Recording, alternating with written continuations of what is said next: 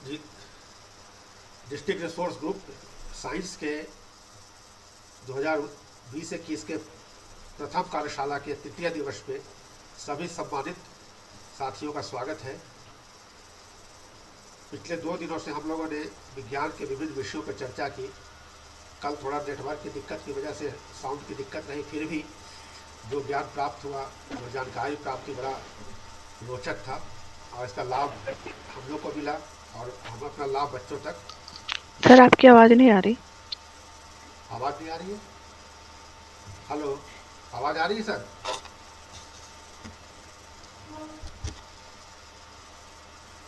हाँ, साउंड की थोड़ा सा म्यूट था मेरा माइक, इसलिए साउंड नहीं आ पाया। अब आ रही है ना?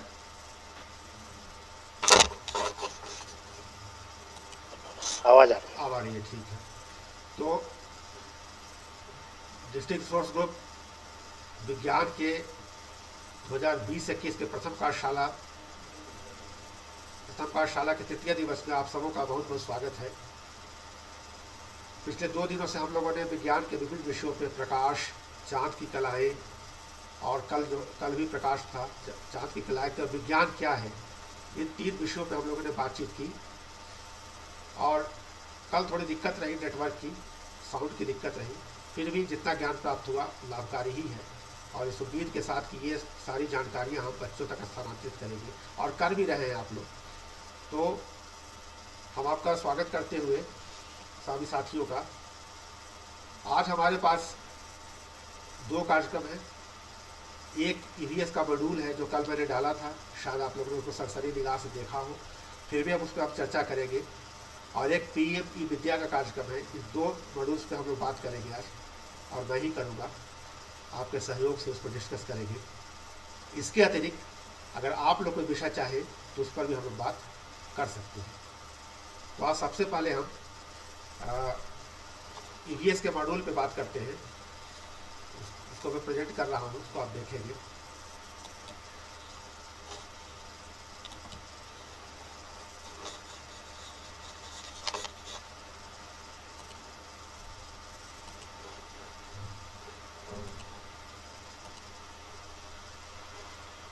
मुझे बताइएगा आप लोग को दिखाई पड़ रहा है?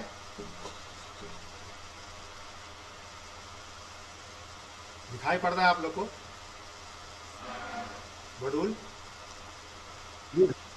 पड़ रहा है सर? जी अब आया। आ गया? ठीक है सर। जी सर। ये जैसा कि हम लोग जानते हैं कि पर्यावरण विज्ञान या इन्वायरमेंटल साइंस कक्षा 1 से 5 तक और ऊपर साइंस 6 से 8 में साइंस, और बाद में धीरे धीरे उसका माध्यमिक कक्षाओं में भी आएगा। इसका एक शासनादेश है कि इसको अंग्रेजी में पढ़ानी है, लेकिन जो स्टडी किया गया, जो प्राइमा फेसी रिपोर्ट आ रही है कि अंग्रेजी में पढ़ाने में दिक्कत हो रही है हमारे शिक्षक साथियों को और बच्चों को भी, दोनों को, क्योंकि बच्चे भी उसके लिए एकस्टम्ड नहीं है, एक्लेमेटाइज नहीं है, और शिक्षक साथी भी हमारे एक्लेमेटाइज नहीं है। तो इसको ध्यान में रखते हुए SCERT उत्तराखंड ने एक मॉड्यूल बनाया। मॉड्यूल पूरा का पूरा ने कुछ पाठ उन्होंने चयनित किए और उसके लिए एक तरह का टेस्ट है ये कि इस मॉड्यूल के सहारे क्या इन्वायरमेंटल साइंस या पर्यावरण विज्ञान को पढ़ाने में आसानी हो सकती है। तो इसमें उन्होंने कुछ चैप्टर लिए हैं, ज़्यादा नहीं लिए हैं।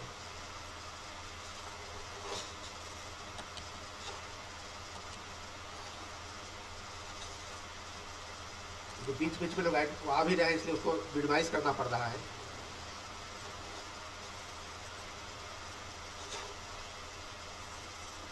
तो उन्होंने कुछ चैप्टर लिए हैं और उस चैप्टर के सहारे उन्होंने एक मॉड्यूल विकसित किया है। इसको वैलिडेट करना है 50 शिक्षकों की सहायता से। ऑनलाइन मीडिया में दिक्कत हो रही थी, मैंने सोचा कि आप लोग से शेयर कर लेता हूँ, वैलिडेट भी हो जाएगा और आप लोग की जानकारी भी हो जाएगी। तो कल मैंने डाला था, कुछ साथियों ने देखा है क्या इसको?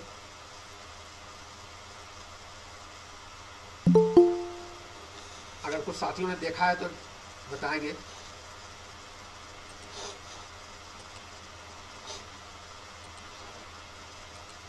नहीं, कोई बात नहीं। तो ये देखिए मॉड्यूल मैं दिखा रहा हूँ आपको, supporting material for teachers on environmental science 3rd and 4th, तीसरी और चौथी कक्षाओं के लिए उन्होंने बनाया है। ये तो जो वो है, इन्होंने 6 थीम्स को लिया है, 6 विषयों को लिया है।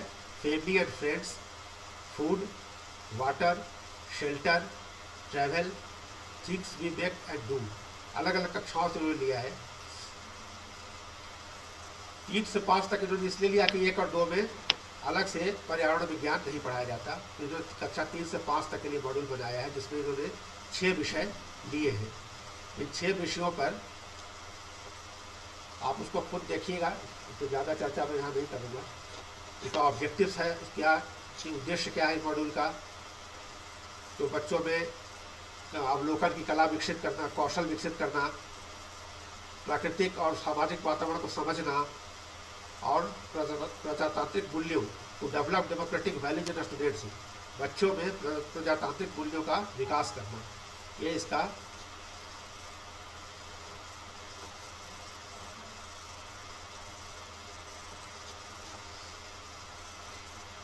प्रजातांत्रिक मूल्यों का विकास करना, इन चीज़ों पर इन्होंने बात की है। इसमें इन्होंने कहा है कि इसमें क्या क्या हम स्किल चाहते हैं, तो आइडेंटिफिकेशन की स्किल, ऑब्जर्वेशन की स्किल, क्लासिफिकेशन की स्किल और डाटा एनालिसिस की स्किल, ये 4 स्किल विकसित करना चाहते हैं इस मॉड्यूल की सहायता से। या बच्चों का में ये चाहते हैं कि बच्चों चीज़ों को पहचान सके, उनमें अवलोकन का कौशल विकसित हो, और वो चीज़ों को क्लासिफाई कर सकें, उनके समानता असमानता में, बड़ा छोटा में, इन तमाम चीज़ों को क्लासिफाई कर सकें, और डाटा कलेक्ट करके उसका एनालिसिस कर सकें और निष्कर्ष निकाल सकें। इन चीज़ों पर उन्होंने फोकस किया है। इसका असेसमेंट कैसे करेंगे, असेसमेंट एवेल्यूशन का मेथड भी दिया है। फिर सपोर्टिंग मटेरियल इसके लिए है, क्या क्या चैलेंज है उनके लिए, स्टूडेंट्स के लिए ईवीएस को अंग्रेजी में पढ़ने में बच्चों को क्या दिक्कत है, तो शब्द पढ़ने में दिक्कत होता है, उनको शब्दों के अर्थ समझने में दिक्कत होता है, साइंटिफिक टर्म्स के जानकारी उनको कम है, तो ऐसा टेक्निकल साइंटिफिक टर्म्स आ गए, पॉल्यूशन आ गया, लिथोस्फेयर आ गया, तो इस तरह के कुछ टर्म्स अगर आ गए तो उनको लगता है कि ये पता नहीं क्या है, तो उससे वो अनभिज्ञ हैं या उनको कठिन लगता है, तो इसमें दिक्कत आ रही है बच्चों को।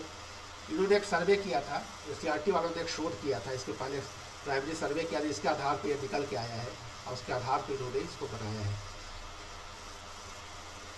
वो वाक्य नहीं बना पाते हैं, अगर समझ भी जाते हैं चीज़ों को तो वो अंग्रेजी में लिख नहीं पाते हैं, एक दिक्कत तो ये है, क्योंकि भाषा की दिक्कत है, ये ह्यूमैनिटल साइंस की दिक्कत नहीं है।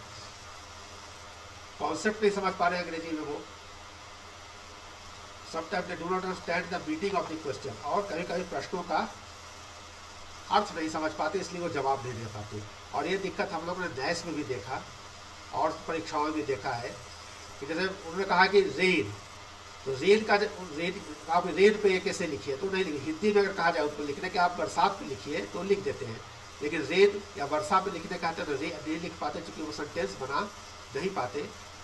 पहली दिक्कत ये है। और दूसरी दिक्कत ये है कि पहले प्रश्न का अर्थ समझे तब उसका कुछ आंसर दें, तो अंग्रेजी में प्रश्नों का अर्थ नहीं समझ पा रहे हैं। ये दिक्कत है विद्यार्थियों की। टीचर्स की दिक्कत भी मोर और लेस ऐसा ही है कि वो कठिन शब्दों को पढ़ नहीं पा रहे हैं, अगर पढ़ ले रहे हैं तो उसकी व्याख्या नहीं कर पा रहे हैं। और अंग्रेजी को अपने आप में ही, चूँकि अंग्रेजी बैकग्राउंड से ज़्यादातर शिक्षक नहीं है, तो उनको अंग्रेजी में पढ़ने में भी, पढ़ाने में भी, कम्युनिकेट करने में उनको दिक्कत हो रही है। ऐसा निकल के आया उस शोध में। तो इसमें किन किन चीज़ों पे काम करने की आवश्यकता है, तो एक तो लैंग्वेज पे काम करने की आवश्यकता है कि जो हमारे साइंस के टीचर हैं उनको उनमें अंग्रेजी की दक्षता विकसित की जाए, ताकि वो अंग्रेजी भाषा से कंफर्टेबल हो सके, वो कंफर्टेबल महसूस करें अंग्रेजी भाषा में। पहले अंग्रेजी में कंफर्टेबल महसूस करें, फिर वो जो है EVS में कंफर्टेबल महसूस करेगी। तो एक तो ये है लैंग्वेज एरिया पे काम करने की आवश्यकता है।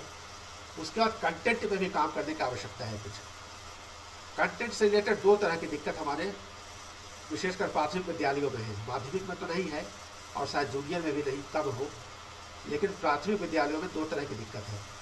एक दिक्कत तो ये है कि टीचर्स या तो बहुत पुराने हैं और सिलेबस नया हो गया तो कंटेंट नहीं समझ पा रहे हैं। दूसरी दिक्कत ये है कि वहाँ पे साइंस का टीचर नहीं है। नियुक्ति प्रणाली में ये दिक्कत है कि आप कहीं पर सिर्फ आर्ट्स के टीचर हैं, वो साइंस उन्होंने हाई स्कूल तक पढ़ा है या इंटर तक पढ़ा है, तो उनको दिक्कत हो रही है। तो उस कंटेंट, लेकिन अब शिक्षकों को रिप्लेस तो कर नहीं सकते, तो उनको ही उस कंटेंट को समझाने की आवश्यकता है। तो दो तीन तरह के काम की आवश्यकता है। एक तो अंग्रेजी भाषा पे काम किया जाए कि अंग्रेजी में सुधार हो। दूसरा है कि उनको कंटेंट जो उनका कॉन्सेप्ट क्लियर किया जाए, जो कंटेंट है, जो कठिन शब्द हैं, उसको उनको पहले टीचर को समझाया जाए, फिर टीचर जो है बच्चों को समझा पाएगी। इस पर भी काम करने की आवश्यकता है इस मॉड्यूल के हिसाब से। उसके लिए उन्होंने बहुत सारे सपोर्टिंग मटेरियल दिए हैं कि टीचर्स का वर्कशॉप करें, हम कंटेंट डेवलप करें नए सिरे से। टेक्स्ट बुक तो अपनी जगह पे है, लेकिन उसके और content supporting material, supporting books, modules develop करें। उसको जो है थीम वाइज बांट दें। इंग्लिश के साथ साथ हिंदी में भी किताबें विकसित करें। हालांकि इससे उन्हें पर्पस अंग्रेजी में पढ़ने पढ़ाने का खत्म हो जाएगा अगर हिंदी में सपोर्टिंग मटेरियल देने लगे तो। लेकिन ये कहते हैं कुछ टर्मिनोलॉजी है, वो टेक्निकल टर्म्स है, उसकी अगर हिंदी बता दी जाए, वो बच्चों को हिंदी में ना बताएं, टीचर हिंदी में समझ ले, फिर वो बच्चों को अंग्रेजी में ही बताएं, तो इससे सुविधा हो सकती है। और जब उत्तराखंड की किताबें लिखी जा रही थी 2006-07 में, तब इस बात को मैंने प्रपोज किया था कि जो टेक्निकल टर्म्स हैं उसको आप अंग्रेजी में ही रहने दीजिए, उसकी हिंदी मत करिए। जैसे इंडोप्लाज्मिक रेटिकुलम, तो इंडोप्लाज्मिक रेटिकुलम की हिंदी होती है अंतः प्रद्रव्य जालिका। तो मेरा मानना है कि अंतः प्रद्रव्य जालिका लिखने के बजाय अगर इंडोप्लाज्मिक रेटिकुलम ही लिख दें तो कोई दिक्कत नहीं है। जैसे गाल्गी बॉडी, तो गॉल्गी बॉडी को अगर गॉल्गी काय हिंदी में लिखते हैं, बॉडी के लिए काय लिखते हैं, तो अगर हम गॉल्गी बॉडी ही लिख दें तो कोई दिक्कत नहीं होनी चाहिए। तो एक प्रक्रिया तो ये हो सकती थी जो हुई नहीं, जिससे दिक्कत आई। दूसरी, अगर पुरानी किताबों को आप देखेंगे, जो पुराने हमारे साथी हैं, तो जो पुरानी किताबें थी उसमें खासकर बायोलॉजी में मैंने देखा है, मैं बायोलॉजी का विद्यार्थी इसलिए उसी पर बता सकता हूँ कि किताबें तो हिंदी में होती थी, लेकिन यहाँ ब्रैकेट में अंग्रेजी टर्म्स लिख दिए जाते थे। एक तो ये था, और दूसरा जो डायग्राम होते थे, जो पिक्चर होते थे, उसकी लेबलिंग अंग्रेजी में होती थी। लेबलिंग हिंदी में पुरानी किताबों में भी नहीं होती थी। जो रमेश गुप्ता वगैरह किताबें बायोलॉजी की आई हैं, और ऐसा ही था। ठीक है साहब, को साथी सहमत है इस बात से? पुरानी कोई साथी है इसमें तो? नोटियाल जी जुड़े हैं आप? कोई साथी? आवाज आ रही है?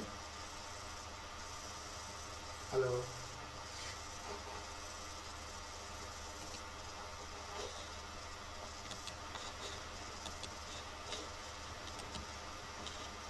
नोटियाल जी जुड़े हैं?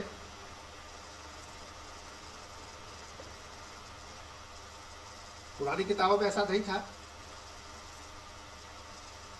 सर?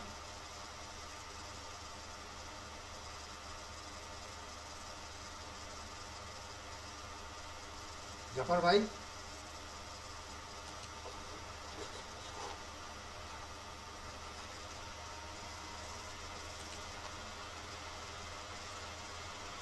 आवाज आ रही है मेरी? सर आ रही है? कोई रिस्पॉन्ड नहीं कर रहा है ना? बीच में रिस्पॉन्ड करते हैं तो पता चलता रहेगा कि आ रही है कि नहीं आ रही है।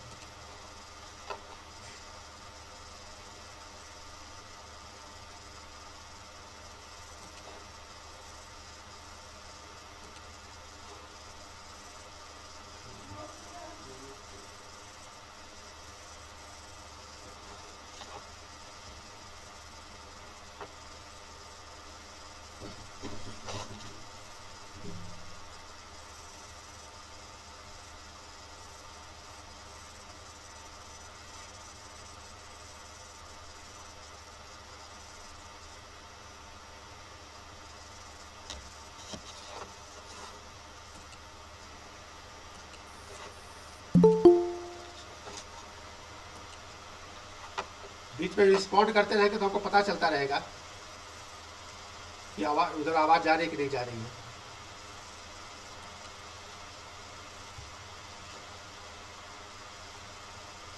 तो ये आ रही है ये जी। एनिमल जी है ना, हाँ हाँ, तो मैं पूछ इसका ही है। अपने किसी साथी से पूछ रहा था कि नीचे जो मैं कह रहा था कि पुरानी किताबों में हिंदी टर्म्स के अंग्रेजी बगल में लिखे रहते थे, और जो बायोलॉजी की किताबों में खासकर जो पिक्चर बना डायग्राम्स बनते थे उसकी लेबलिंग अंग्रेजी में होती थी। ऐसा होता था क्या? ऐसा होता था सर? नहीं? हाँ या नहीं? हाँ या सर एक रिक्वेस्ट, वीडियो में दिक्कत आ रही है, अगर आप वीडियो बंद कर दें तो ऑडियो ज्यादा बेस्ट सुनाएगा अच्छा, फिर। वीडियो मैं बंद कर दूँ अपना? ओके, ठीक है। ऑडियो ठीक आ रही है? तो ऐसा पुरानी किताबों में होता था। अब एक ये कह रहे हैं कि हम उसकी अब अंग्रेजी में किताब आ गई तो कभी जी बोले, बोलिए। हेलो, मैं कह रहा हूँ कि पुरानी किताबों में जब अंग्रेजी हिंदी होता था तो अंग्रेजी टर्म दिए जाते थे। अब ये कह रहे हैं कि अंग्रेजी की हिंदी टर्म दे दिया जाए, उल्टा कर दिया जाए। इससे शिक्षकों को सुविधा होगी। और कुछ क्वेश्चन इन्होंने बनाए हैं जो ये फिर उन्होंने कहा थीम वाइज एलो वाइज इसको डिवाइड कर दिया जाए, क्योंकि पुस्तक हालांकि पुस्तक एलो वाइज बना हुआ है, फिर भी इसको कहा इसको डिवाइड किया जाए जिसमें सराउंडिंग्स के बारे में, क्लासिफाइड थिंग्स के बारे में जानकारियाँ मिल सकें। तो इन चीज़ों पर ये चर्चा करते हैं।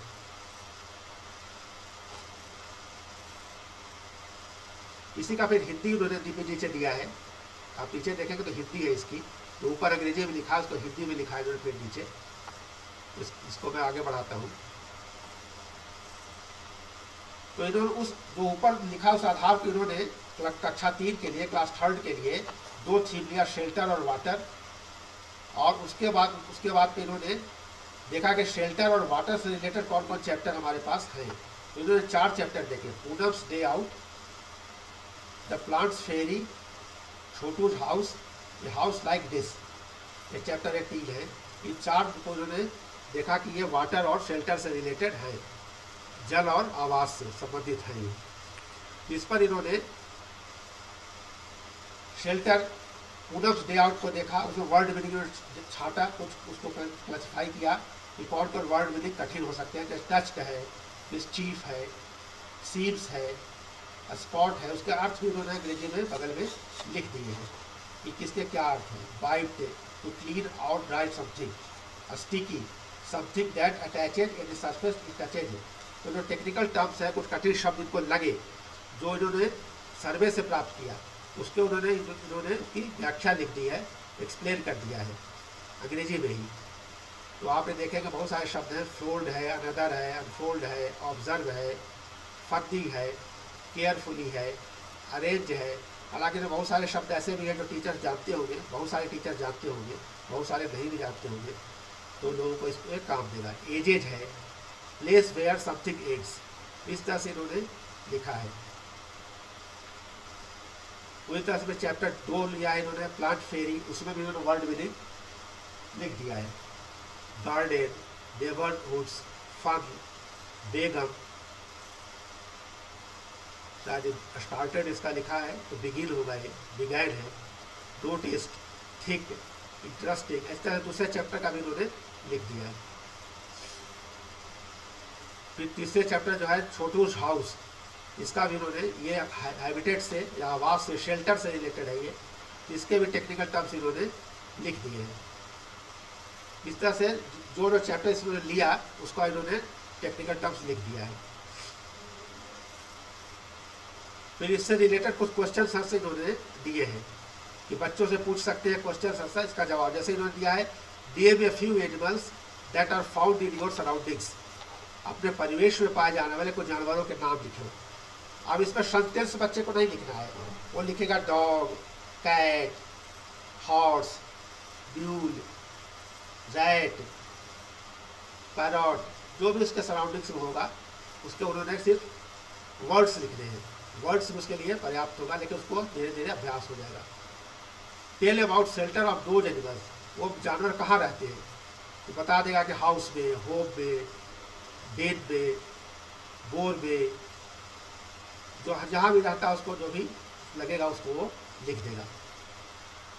Tell about different features of those animals which you have observe, तो उनके जो खासियत है, जो विशेषताएं हैं उसके बारे में वो बता देगा। ये किताब बच्चे पढ़े हैं तो ठीक, ना पढ़े तो भी प्रश्नों का जवाब वो दे देंगे कि भाई चूहा, कुत्ते के बारे में, डॉग के बारे में आपने क्या देखा है, क्या खास बात ऑब्जर्व की है, बिल्ली के बारे में क्या ऑब्जर्व किया है, what is your observation about cat, what is your observation about dog, ये तमाम चीज़ों पे वो बता देगा।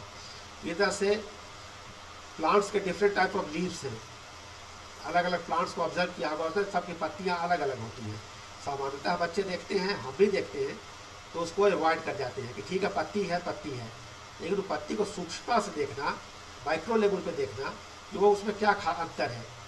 तो हम जो बड़े क्लास में पढ़ाते हैं क्लासिफिकेशन ऑफ लीव्स, कि ये जो है कंपाउंड लीव है, सिंपल लीफ है, बाइपिडेंटली कंपाउंड है, एपिडेंटली कंपाउंड है, उसको पढ़ाते हैं। उसको बच्चा अगर बचपन से देखता हुआ आए तो उसको जब बड़े क्लासों में एक क्लासिफिकेशन या अंतर बताया जाएगा तो उसको आसानी होगी। आपके स्कूल के आसपास कौन कौन से पेड़ पाए जाते हैं, पौधे पाए जाते हैं, who lives in your home, आपके घर में कौन कौन रहता है, how many members of your family live outside from the home, आपके घर से बाहर कितने सदस्य रहते हैं, घर की सफाई में आपकी क्या भूमिका है, इन तमाम तरह के प्रश्न इन्होंने इसमें लिख दिए हैं, इसके बच्चे से जवाब पूछना है। ये 14 प्रश्न इसमें दिए हुए हैं, 14 क्वेश्चंस दे रखे हैं इन्होंने, तो बच्चों से पूछा जा सकता है। फिर इन्होंने कुछ गतिविधियाँ दी हैं, उद्देश्य दिया है उसका, शेर कहाँ रहता है, हाथी कहाँ रहता है, चिड़िया तोता कहाँ रहता है। अब जैसे शेर कहाँ रहता है, सामान्यतः इसका उत्तर आएगा गुफा में। सामान्य तौर पर इसका उत्तर क्या आता है कि गुफा में रहता है, जबकि शेर के आवास को बांध कहते हैं, डेन। वो केव में नहीं रहता है, वो कहाँ रहता है, डेन में रहता है। लेकिन अगर बच्चा गुफा कहता है तो ठीक है, लेकिन उसको ये बताना है कि वो उसके घर को बांध कहते हैं। गुफा को जब अब शेर का घर हो जाता है तो वो गुफा बांध कहलाने लगता है।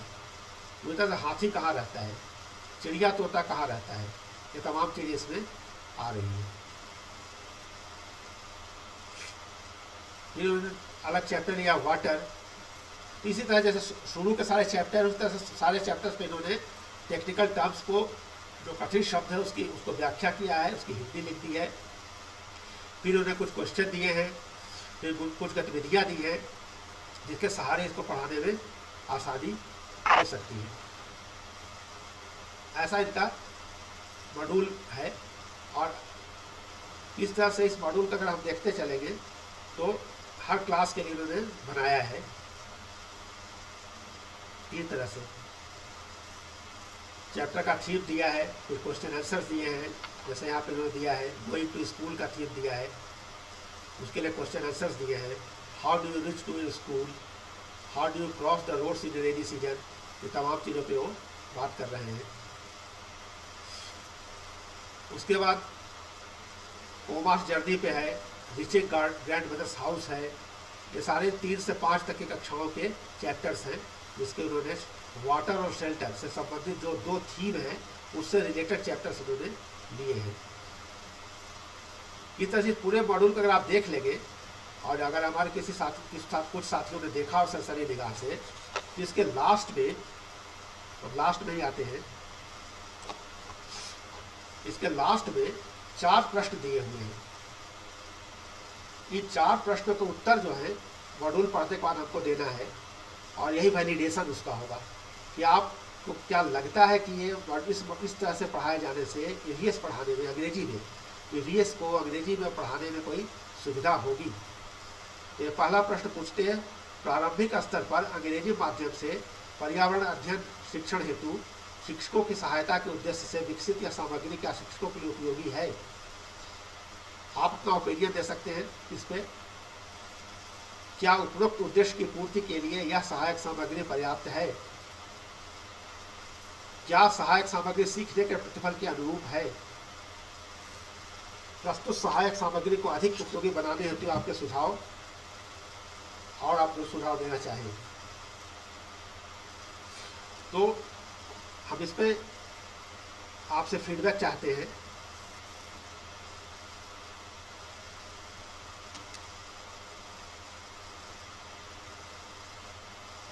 जो देना चाहें।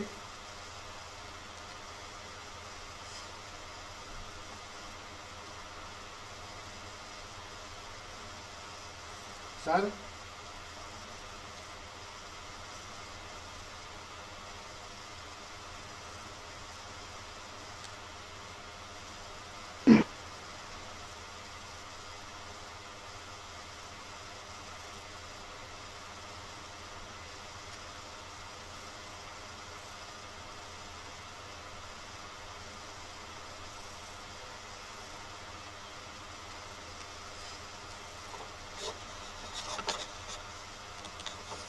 अब आप बता सकते हैं एक एक करके।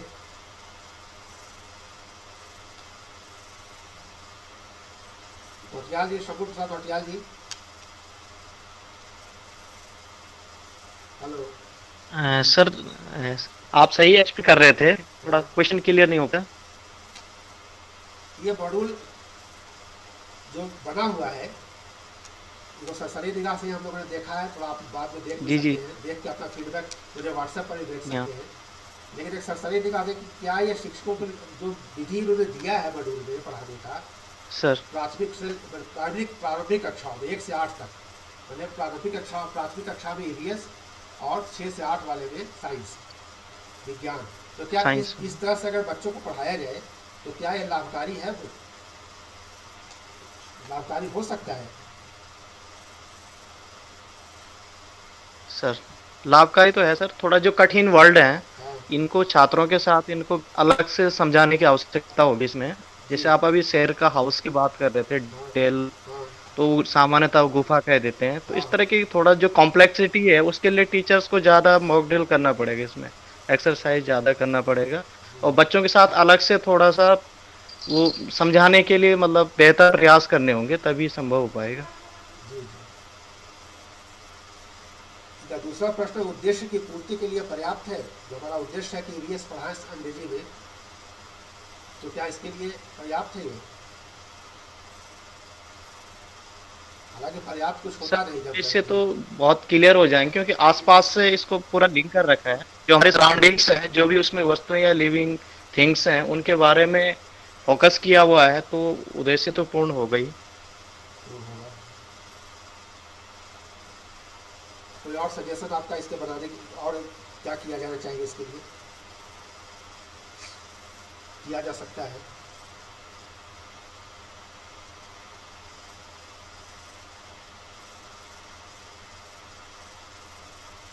थोड़ा एक्सटेम्पोर राय देना मुश्किल तो होता है, तो बात भी सही है। कोई और बताना चाहे शिक्षकों की इस मॉड्यूल के उस पर?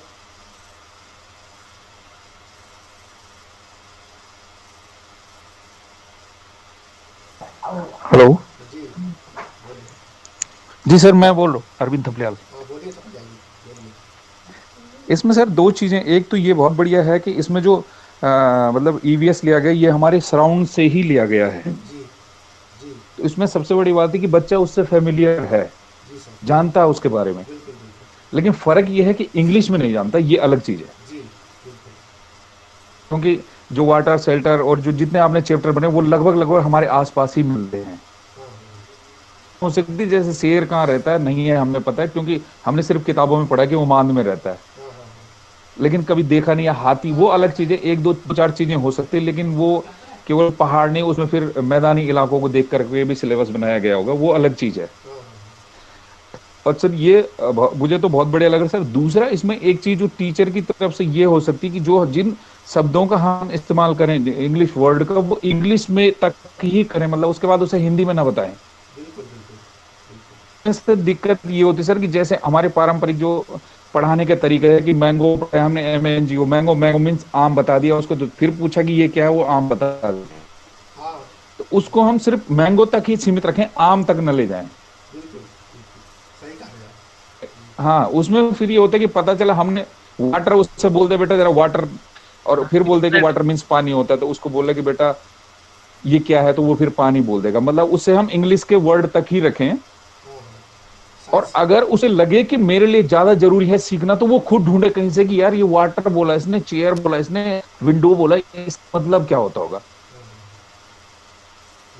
ये तो बहुत बढ़िया लगा ये, और सर अच्छा भी है। और इसमें जो सबसे बड़ी चीज है वो ये है कि जो हमारे आसपास से लिया गया, इससे बच्चे को ज्यादा दिक्कत होगी नहीं, और उसके अंदर क्यूरियोसिटी भी होगी कि मेरे घर में जो चीज है उसको इंग्लिश में इस चीज को क्या कहते हैं। और असल में तो समझना जी, एक असल में मूल बात है कि इसमें बच्चा भी तो सेकेंडरी टारगेट है, प्राइमरी टारगेट तो टीचर का, टीचर्स को के लिए लाभकारी होगा ये। टीचर के लिए क्यों नहीं होगा लाभकारी, आप बताएं ना। मतलब टीचर के लिए तो ज्ञानवर्धक चीजें हैं ना, हो सकता है कई चीजें ऐसी होगी जो हमें भी नहीं आती, जो हमारे घर में है जी जी जी। है कि नहीं, बहुत आसानी से हमें ढूंढते हैं। बच्चे, मेरे बच्चे ने मुझे पूछ लिया कि रजाई के लिए इंग्लिश में क्या बोलते हैं, तो सर मुझे डिक्शनरी ढूंढनी पड़ी, ये मुझे गूगल में ढूंढना पड़ा, मैं सही बता रहा हूँ। हो जाता है। हाँ, तो मतलब हमारे लिए भी ये थोड़ा सा चैलेंजिंग होगा, तो इसमें मजा आएगा कि यार हमें भी तो ढूंढना है, या हमें पढ़ के जाना पड़ेगा। तो कहीं बच्चे ने इस क्वेश्चन को पूछ लिया या इसका मीनिंग पूछ लिया इंग्लिश में, तो हम क्या जवाब देंगे, हिंदी में पूछ लिया। सर मुझे तो बहुत बढ़िया लगा सर, मेरे हिसाब से तो बहुत बेहतरीन है, और जो आसपास से लिया गया है ये और भी बढ़िया है। मतलब कोई ऐसी चीजें नहीं है ना कि कोई अंतरिक्ष की चीजें उठा के रख दी होगी कि ना हमें पता है ना बच्चों को पता है। तो मेरे हिसाब से तो बहुत बेहतर है सर। बाकी आप लोग, अन्य लोग अपनी राय दे सकते हैं। आप ही लोग को वैलिडेट करना है, सभी की राय सही होगा। और कोई सर, कोई अन्य शिक्षक साथी? जी, बाकी अन्य दे सकते हैं सर अपनी जी राय। बिल्कुल जी। हेलो। जी बोलिए नेगी जी, बोलिए बोलिए बोलिए जी, बोलिए नेगी जी। सर प्रणाम, आवाज क्लियर? प्रणाम प्रणाम, आ रही है आवाज, आ मेरे रही यहाँ नेटवर्क बहुत प्रॉब्लम सर, इसलिए आवाज क्लियर आ रही है, आ रही है, आ रही है, है। आवाज आ रही मैं जी, अरविंद सर ने भी अभी कहा और आप भी कह रहे हैं जैसे ना, है।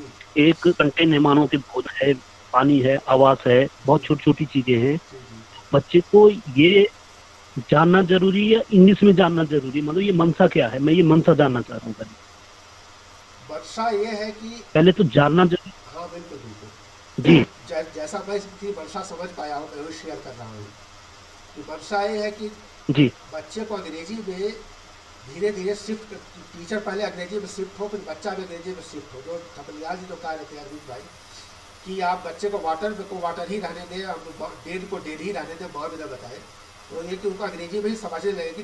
लेकिन एकदम शुरू में अंग्रेजी समझने में टीचर्स को भी दिक्कत हो रही है और बच्चों को भी हो रही है। इसलिए चाहते हैं कि धीरे धीरे शिफ्ट किया जाए, कि टीचर पहले इसको मॉड्यूल को पढ़ ले और फिर बच्चे को अंग्रेजी में उसको ट्रांसफर करें।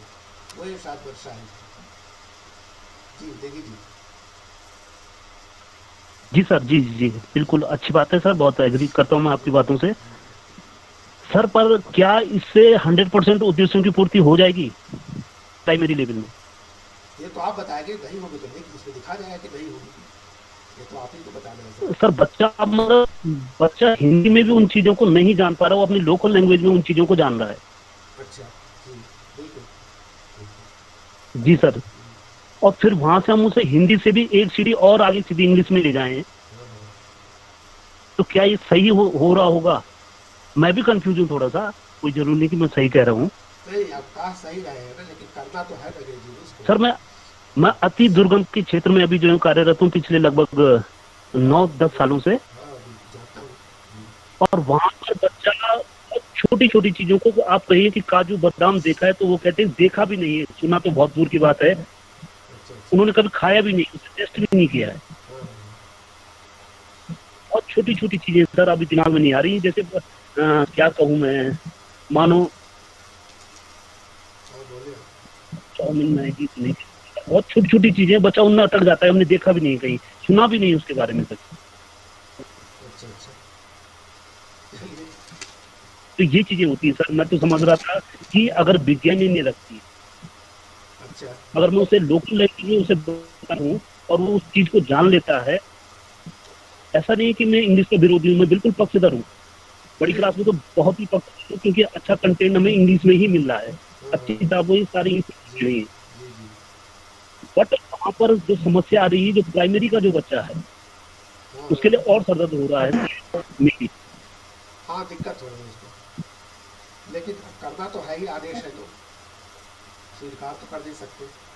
सर मैं इसमें एक चीज़ जोड़ना चाह रहा हूँ। जी बोले बोलिए, बोलिए बोलिए। सर प्रणाम, मैं ये बोलना चाह रहा था कि दोनों चीज़ें अपनी जगह सही हैं। अरविंद जी जो कह रहे हैं वो भी सही है और भान जी जो कह रहे हैं वो भी सही है, लेकिन जो हमारे पास उपलब्ध संसाधन हैं जी उनको अगर हम विजुअलाइज करके उनकी अंग्रेजी बताएं बजाय उनकी हिंदी, हाँ यस मैं कर रहा था जो हमारे उनको अगर हमारे पास सेब है और उसको हम सेब बता रहे हैं तो वो उसको एप्पल बताएं और सेब दिखाएं उसको, तो उसके दिमाग में एक चीज़ फीड होगी कि इसको शायद सेब भी कहते होंगे, अच्छा एप्पल भी यही है।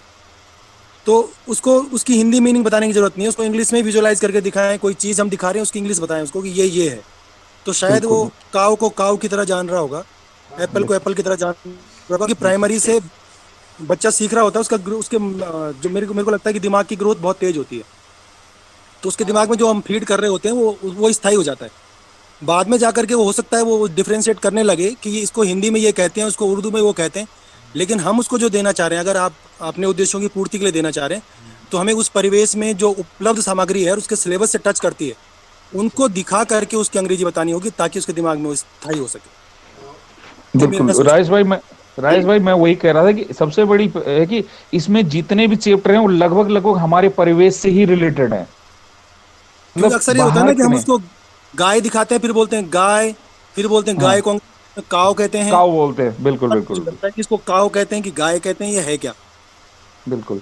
तो उसको काव अगर पढ़ाना है सर तो काव सर ही दिखाएं। जोशी जी, थपलियाल सर और जोशी जी जो अभी कह रहे थे ना थपलियाल सर कि अंग्रेजी का जी टर्म जी है उसको हम हिंदी में ना समझे, बहुत अच्छी बात कही आपने। मेरे लिए तो मतलब बहुत जैसे हेलिस्टोन होता है एक शब्द ना, ओला, तो ओला तो बच्चा सुन जी ही लेगा कहीं ना कहीं ना, लेकिन हेलिस्टोन हाँ जैसा शब्द जो है हमें भी बहुत बाद में पता चला होगा ये। तो जी अगर जी। वो यहाँ पे जान लेता तो वो ढूंढ ही लेगा कि ओले, इसको हेलिस्टोन को ओला कहते हैं, जब पढ़ेगा तो अरे सर मैं सामान्य खुद बोल रहा हूँ कि सीख मैं जाएगा। मैं जब कुछ पैदा शब्द हुआ था ऐसे हैं तब जिनका मीनिंग जो है ना हिंदी में ना बताएं, ये एक अच्छी मतलब एक बहुत अच्छी बात कही है आपने। नोटियाल सर मैं एक चीज और बोल रहा हूँ कि मैं जब से पैदा हुआ तब से रजाई ओढ़ रहा हूँ, है कि नहीं है? हेलो, जी आवाज आ रही है मेरी? आ रही, बोलिए तो बताइए। हाँ हाँ तो हाँ, सर आ रही मैं तब से रजाई ओढ़ रहा हूँ और तब से रजाई सुन रहा हूँ। रजाई मेरे परिवेश में क्या, मेरे घर में हर समय ठंड लगती तो रजाई ले लो, रजाई ओढ़ ले भाई। लेकिन मुझे रजाई का इंग्लिश में नहीं आया। मेरे बेटे ने बोला कि हद हो गई सही पापा, कह आप रहे इतने हैं। सालों से रजाई का इस्तेमाल कर रहे हैं, आपको रजाई का पता नहीं इंग्लिश में क्या बोलते हैं? तो फिर मैं क्या जवाब देता बताओ? तो कुछ है ना। बिल्कुल और बिल्कुल। मेरे परिवेश से ऐसा भी नहीं कि रजाई मेरे लिए कोई अंतरिक्ष से आ रखी है। असल में सीखने तो में, अब सीखने में जो है ना नीड की बड़ी आवश्यकता है। कभी जरूरत नहीं पड़ी तो बिल्कुल नहीं सीखे उसको। बिल्कुल सर। जिस दिन जरूरत पड़ी आपने उसको गूगल पे खोजा, क्विल्ट कहते हैं उसको, समझ आएगी। मालूम हो गया था, क्विल्ट कहते हैं। हाँ हाँ लेकिन फिर ये एक एक मैंने एक उदाहरण दिया सर अपने कि मुझे नहीं आया भाई। जी जी तो क्यों ना, अगर मुझे आ रहा होता तो मेरे लिए और इजी होता, हाँ जी है कि नहीं है? तो मतलब अगर बच्चे को थोड़ा सा कंपटीशन के लिए तैयार करना है या थोड़ा सा फॉरवर्ड, मतलब लुक टू फॉरवर्ड जिसे मैं बोलूंगा, पहले आज से 5 साल पहले हमने कभी भी नहीं सोचा था कि मेरे स्कूल का, जिस स्कूल में मैं पढ़ाता हूँ, मेरे स्कूल का बच्चा मोबाइल मेरे से ज्यादा अच्छा चलाएगा। मोबाइल तो सीखा और आज मेरे लिए वो बहुत बढ़िया बढ़िया मैसेज भी भेजते हैं। वो एक गाना भी भेज रखा कि हम स्कूल मिस कर रहे हैं इस तरह का, जबकि मैंने सोचा भी नहीं था कि ये बच्चे ऐसे कर पाएंगे। तो सर मैं ये कह रहा हूँ कि अगर अपॉर्चुनिटी दी जाए तो बेहतर है। अब बाकी और लोग जो कहना चाहें मैं। ठीक है। रोटिया जी आप कुछ कह रहे थे? रोटिया जी नहीं साहब सर मैं ही बोल रहा था अभी तक। अच्छा आप ही बोल रहे थे। नहीं जी रोटिया के साथ कुछ कह रहे थे। अच्छा, डॉक्टर साहब कुछ कह रहे थे। हाँ डॉक्टर रोटिया साहब। कुछ कह रहे थे। सर मैं वही कह रहा था कि कुछ ऐसे टर्मिनोलॉजी है जो मतलब जैसे अभी थपलियाल जी कह रहे थे, मैं रजाई तो सामान्य, कुछ शब्द ऐसे होते हैं जिनको बच्चा सीख ही लेता है, लेकिन अगर हम उनको स्कूलों में अंग्रेजी में उन शब्दों को बता देते हैं तो उससे ये होगा कि वो आसपास जाकर खुद ढूंढेंगे हिंदी में जाकर, तो हमें मीनिंग ना बता करके सिर्फ वही शब्द बताए जाएं, तो इससे बहुत आसान होगा हमें उसको जो है क्रैक करना, उनको जो है आगे के तैयार करना। साइंस में ये चीजें बहुत जरूरी हैं कि वही टर्म बताए जाएं जो स्टैंडर्ड टर्म है हमारे अंग्रेजी में, तो वो आसपास में जो है उनको ढूंढ ही लेंगे आखिरकार। अच्छा सर मुझे कभी कभी ये लगता है कि जो हम दोनों भाषाओं में बताने की कोशिश करते हैं ना, वो हमारा अपना ही कहीं डर है हाँ कि ये पता नहीं सीख पाएगा नहीं सीख पाएगा, इसको ये भी बता देता हूँ, क्या पता इससे वो कोरिलेट कर ले। हमें उनकी क्षमताओं पर विश्वास करना पड़ेगा, उनको उसी तरह से तैयार करना पड़ेगा जिस तरह की दशा और दिशा हम उनकी चाहते हैं आगे। हमारा बच्चा आज भी अंग्रेजी को लेकर बहुत डरता है, बोलने में डरता है, सुनने में डरता है। इसलिए डरता है क्योंकि हमने दो भाषाओं में पढ़ाया हमेशा। तो उसको जो अपने कंफर्ट जोन लगा उसने उसमें जल्दी गेन किया, उसको छोड़ दिया जिसको नहीं चाहता था वो। तो आज हमें अगर उसको उसी लैंग्वेज में उसको अगर तैयार करना है तो हमें वो कंफर्ट जोन अपना भी छोड़ना पड़ेगा और उसका भी बंद करना पड़ेगा, ताकि वो उसी को सीखे जिसको हम सिखाना चाह रहे हैं। हाँ वो असल में कंफर्ट जोन जो है, कंफर्ट जोन का भी सीखने नहीं देता उसको। बिल्कुल सही सर।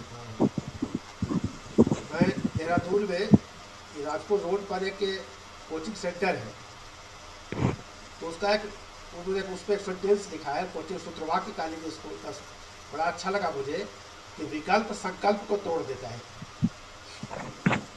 विकल्प संकल्प को तोड़ देता है। तो जो जोशी जी कह रहे हैं कि उसको जब विकल्प आप हिंदी का देते हैं तो अंग्रेजी सीखने का संकल्प उसका कमजोर होने लगता है। बिल्कुल सही सर, ऑप्शनल न रखें इसको, वही रखें जो होना चाहिए। हाँ, तो शायद उससे दिक्कत हो रही है। असल में हम अंग्रेजी में हिंदी में पढ़ा रहे होते हैं ना, सबसे बड़ी प्रॉब्लम वहाँ आ जाती है। क्यों पढ़ाते हैं हम अंग्रेजी और हिंदी में ट्रांसलेट कर करके पढ़ा रहे होते हैं, तो अंग्रेजी कहाँ रह जाती है सर वो। हाँ, बेसिकली ट्रांसलेटर हो गए हम लोग।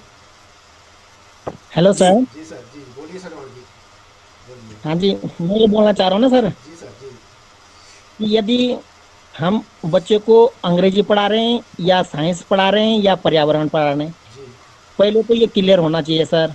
जी। अब मैं पढ़ा रहा हूँ, सर जब मैं पर्यावरण अध्ययन जो है वो साइंस और सामाजिक विषय का मिक्सचर है। हाँ सर, मैं समझ रहा हूँ। जी सर, जी लेकिन सर मैं ये बोल रहा हूँ ना कि जो भाषा होती है ना, जो बुक में जो भाषा है, जी सारी भाषा हिंदी में होनी चाहिए और जो मैक्सिमम जो वर्ड होते हैं जी साइंस के, जी वो साइंस में होने चाहिए। हमने क्या देखा, पहले जब हिंदी में था तो सारे वर्ड हिंदी हिंदी के थे। जी अब अंग्रेजी में है तो सारे वर्ड अंग्रेजी के हैं, चाहे वो साइंस में या विज्ञान में उसको क्या कहते हैं, वो भी हिंदी में लिखा हुआ था। और अब जब है तो कहीं भी मैंने ईवीएस की जब बुक देखी प्राइमरी की, तो हिंदी का कहीं एक वर्ड नहीं है। अब बच्चा नहीं समझ पाता है उस चीज को कि वहां पर ये लगता है टीचर को कि मैं बच्चे को ईवीएस नहीं पढ़ा रहा हूँ या साइंस नहीं पढ़ा रहा हूँ, मैं उसको अंग्रेजी पढ़ा रहा हूँ, क्योंकि उसको अंग्रेजी उसकी इतनी वीक है कि वो साइंस को मेरे हिसाब से नहीं समझ पा रहा है। और हमारा उद्देश्य है साइंस पढ़ाना, लेकिन हम साइंस नहीं पढ़ा रहे हैं बच्चे को, हम तो उसको अंग्रेजी पढ़ा रहे हैं वहाँ पे। तो मेरा कहने का मतलब है जो भाषा होती है उसकी वो हिंदी में होनी चाहिए और जो मेन वर्ड है वो अंग्रेजी में होना चाहिए, ताकि साइंस को वो समझे कि मुझे पढ़ाया क्या जा रहा है। अच्छा अच्छा। ये है सर, मेरे विचार से तो ऐसा होना चाहिए, तभी बच्चा बेहतर साइंस को सीख पाएगा। नहीं तो वो अंग्रेजी ही सीख पाएगा, वो साइंस नहीं सीख पाएगा। जैसा पुरानी किताब में होता था, जैसा मैं पहले भी कह रहा था कि पुरानी किताबों में पुरानी किताब में सर सारे वर्ड हिंदी में थे। हाँ, ब्रैकेट में अंग्रेजी लिखा रहता था उसका। बहुत कम नहीं सर, मैं तो देखा नहीं कि हाँ अंग्रेजी में 6-7 के इसमें सारे, अगर अंग्रेजी में भी होगा ना सर वर्ड लिखा हुआ, तो वो भी हिंदी में होगा। 6-7 में तो नहीं था, लेकिन इंटर की किताबों में अगर आप देखे होंगे। नहीं इंटर की नहीं सर, मैं पहले फाउंडेशन की बात कर रहा हूँ, मैं तो प्राइमरी लेवल और जूनियर लेवल की बात कर रहा हूँ। आगे हो सकता है, लेकिन नीचे जो है पूरा हिंदी था तो हिंदी हिंदी है, अंग्रेजी है तो अंग्रेजी अंग्रेजी है। साइंस पढ़ानी है तो जो साइंस के वर्ड हैं वो अंग्रेजी में होने चाहिए, और बाकी जो लैंग्वेज है, जो भाषा है उसकी वो हिंदी में होनी चाहिए। तब बच्चा कहीं साइंस को सीख पाएगा, नहीं तो नहीं सीख पाएगा मेरे हिसाब से, चाहे कितना भी प्रयास कर लो। क्योंकि बच्चों की स्थिति को देख करके मैं भी लगभग 20 साल से पढ़ा रहा हूँ, तो मुझे ये लगा अपने अनुभव में। जी सर सजवान सर सही कह रहे हैं, लेकिन हिंदी अंग्रेजी का जो अपना एक वो है ना, अभिव्यक्त करने का जो तरीका है ना, वो शब्द तो समझ जाएगा बच्चा, लेकिन वही है कि फिर अंग्रेजी में उसको अभिव्यक्त नहीं कर पाएगा। में ही जो तरीका सजवान जी डिक्लेयर कर रहे हैं, तो वो सर ठीक कह रहे थे कि उसको मतलब हिंदी में भी लिख दें ब्रैकेट में, लेकिन वो तो संभव नहीं हो पाएगा शायद। लेकिन अब जब अंग्रेजी में हमें कोई शब्द जो मेन है तो वर्ड है ना, अंग्रेजी की जो तरह से मेन ही वर्ड पढ़ना है वो पड़ेगा, तो अंग्रेजी में ही होना चाहिए।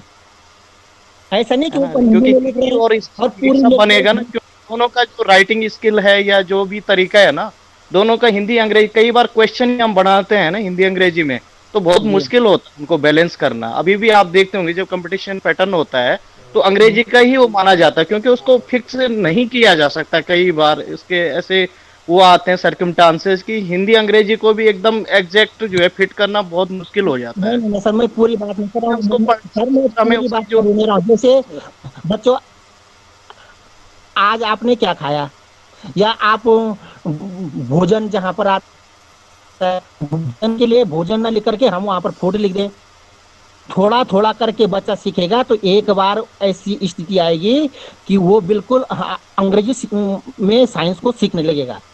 अगर हम एकदम से उसके सामने अंग्रेजी रख देंगे और कोशिश भी करेंगे पढ़ाने की, फिर भी मुझे नहीं लगता कि वो साइंस सीख पाएगा, वो इंग्लिश सीख रहा होगा वहां पे बच्चा उस समय।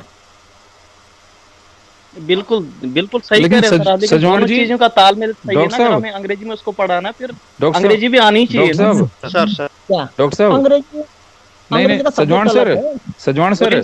जी जी।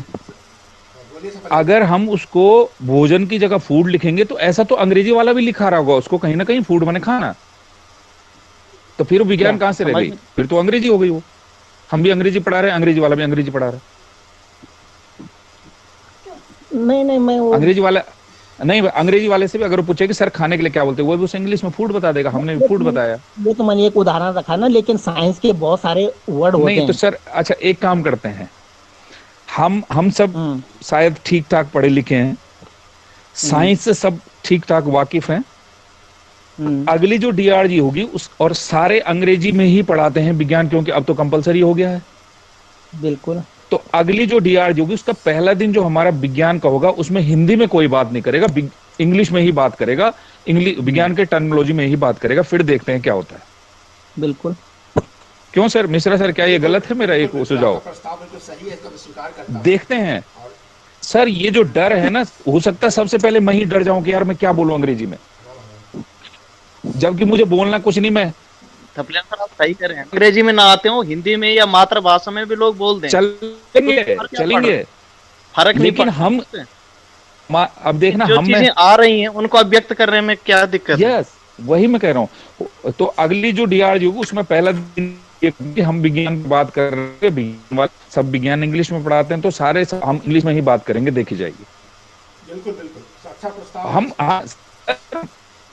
मैं ये नहीं कह रहा हूं कि आप बिल्कुल ग्रामेटिकल इंग्लिश बोलिए,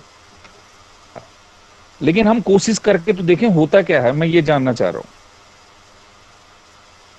हाँ, वो जो भय है ना, वो भय एक बार खत्म हो जाए तो सब चीज ठीक हो यस जाएगा। यस सर, यस मैं वही कह रहा हूं कि आखिर वो डर है क्या, देखते हैं। अगर मैंने गलत इंग्लिश बोल दी तो कौन से मुझे फांसी लग रही है, मैं देखता हूं जरा। नहीं आप देखिए सर ना। एक चीज ये भी हो सकता है, कई बार जो है अंग्रेजी का जो टर्म है उसका हिंदी में सटीक को नहीं मिल पा, जैसे हम बोलते हैं शुगर, तो शर्करा और चीनी, अगर चीनी बोले तो बच्चा जल्दी समझ आता है, अगर हम शर्करा बोले तो और हम उसको जो है जटिल बना रहे हैं फिर, तो वो अपना आप उसको डायग्नोज कर लेता है, तो ऐसे चीजें में आ जाती है कभी कभी।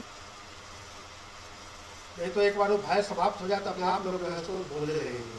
अब ऐसा थोड़े है, जो बड़े बड़े आप क्रिकेट स्टार्स को देखिए, फिल्मी स्टार्स को देखिए, वो सही ग्रामेटिकली करेक्ट अंग्रेजी थोड़े बोल रहे हैं, वो बस बोल रहे हैं, बोलते चले जा रहे हैं मेरे साथ। लेकिन सलमान जी जो बात आप कह रहे हैं वो तो आप ठीक कह रहे हैं, लेकिन चूंकि शासनादेश है, आदेश है, तो आपको करना है देखिए नहीं, तो आपको जब करना है तो उसको, उसके लिए क्या रास्ता हो सकता है? तो रास्ता जो जोशी जी बता रहे हैं, जो हरियाल जी बता रहे हैं, जो अभ्यास जिससे सहमति व्यक्त कर रहे हैं, ये रास्ता हो सकता है।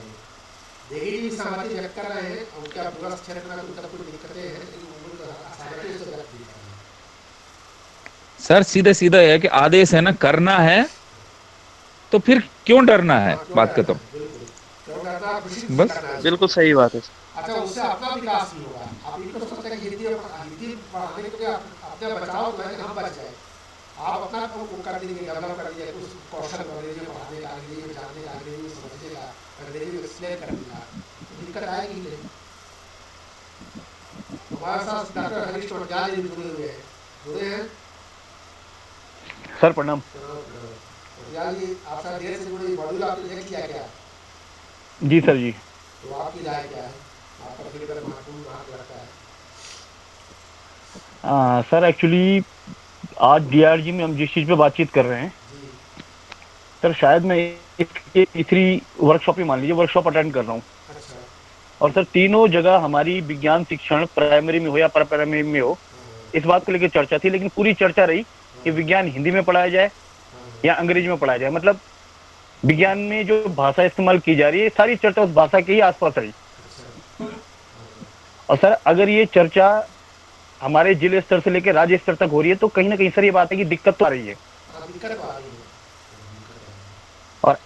और ऐसा नहीं है कि दिक्कत सिर्फ अपनी बात मैंने कक्षा 3 में आके अंग्रेजी पढ़ना शुरू करता और यहाँ कक्षा 3 से ही एक कॉन्सेप्ट की किताब, मैं मानता हूँ कि विज्ञान में सर पाठ नहीं होते, विज्ञान में कॉन्सेप्ट होते हैं, हाँ, वो कॉन्सेप्ट पढ़ना शुरू कर रहा है कक्षा 3 से अंग्रेजी में, जो कि बहुत बड़ी चीज है। हाँ, तो सर ये तो फिर बच्चों के लिए तो टफ हो गया होगा सर। उससे भी बड़ी बात है कि हमारे शिक्षकों के लिए बहुत बड़ी सरदर्दी है।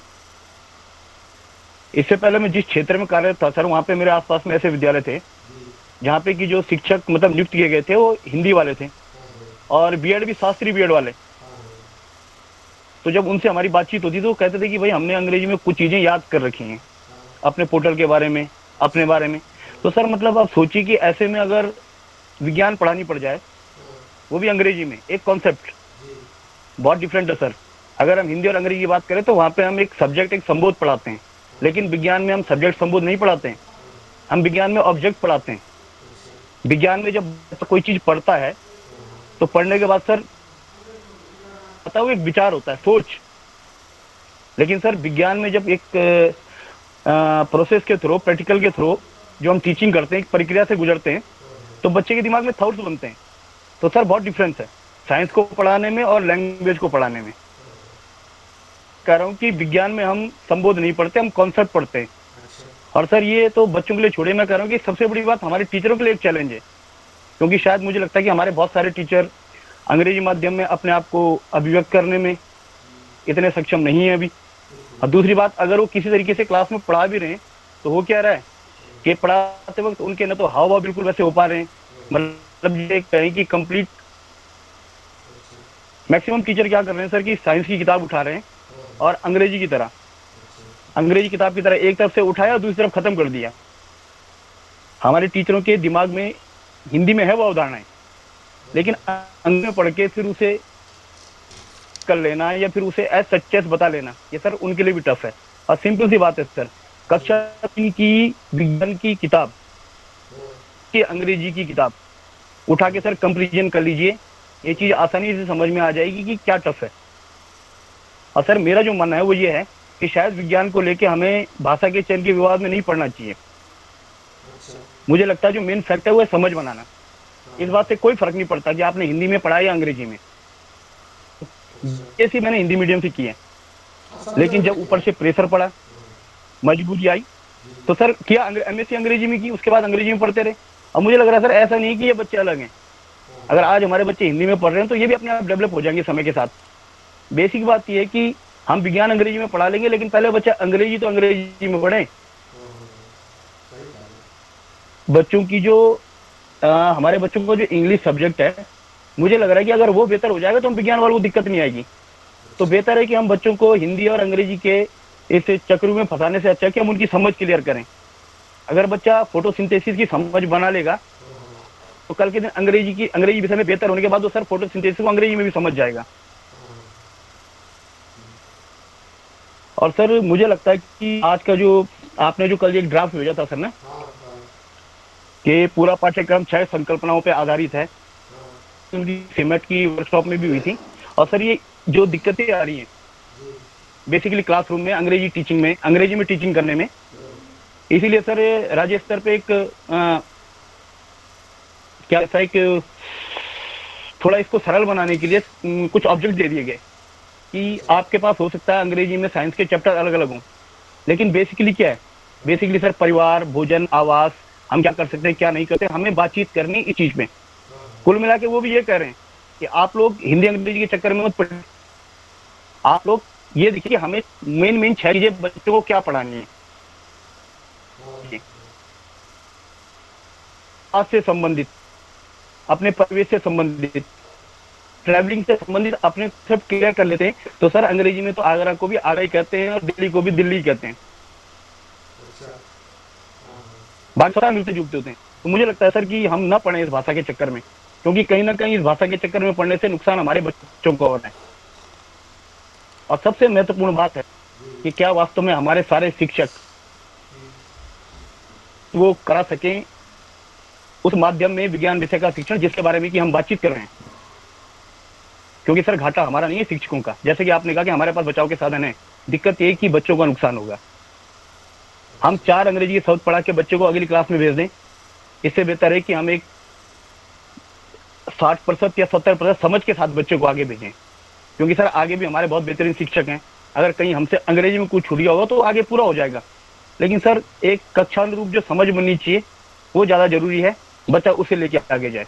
ये भाषा वाला विवाद सर सुलझ जाएगा, क्योंकि हमारे साथ हो चुका है, समय के साथ हम लोगों ने भी सुधारा या वो अपने आप सुधर गया, तो शायद हमारे बच्चे भी सुधार लेंगे। बस सर यही कहना चाहता हूँ।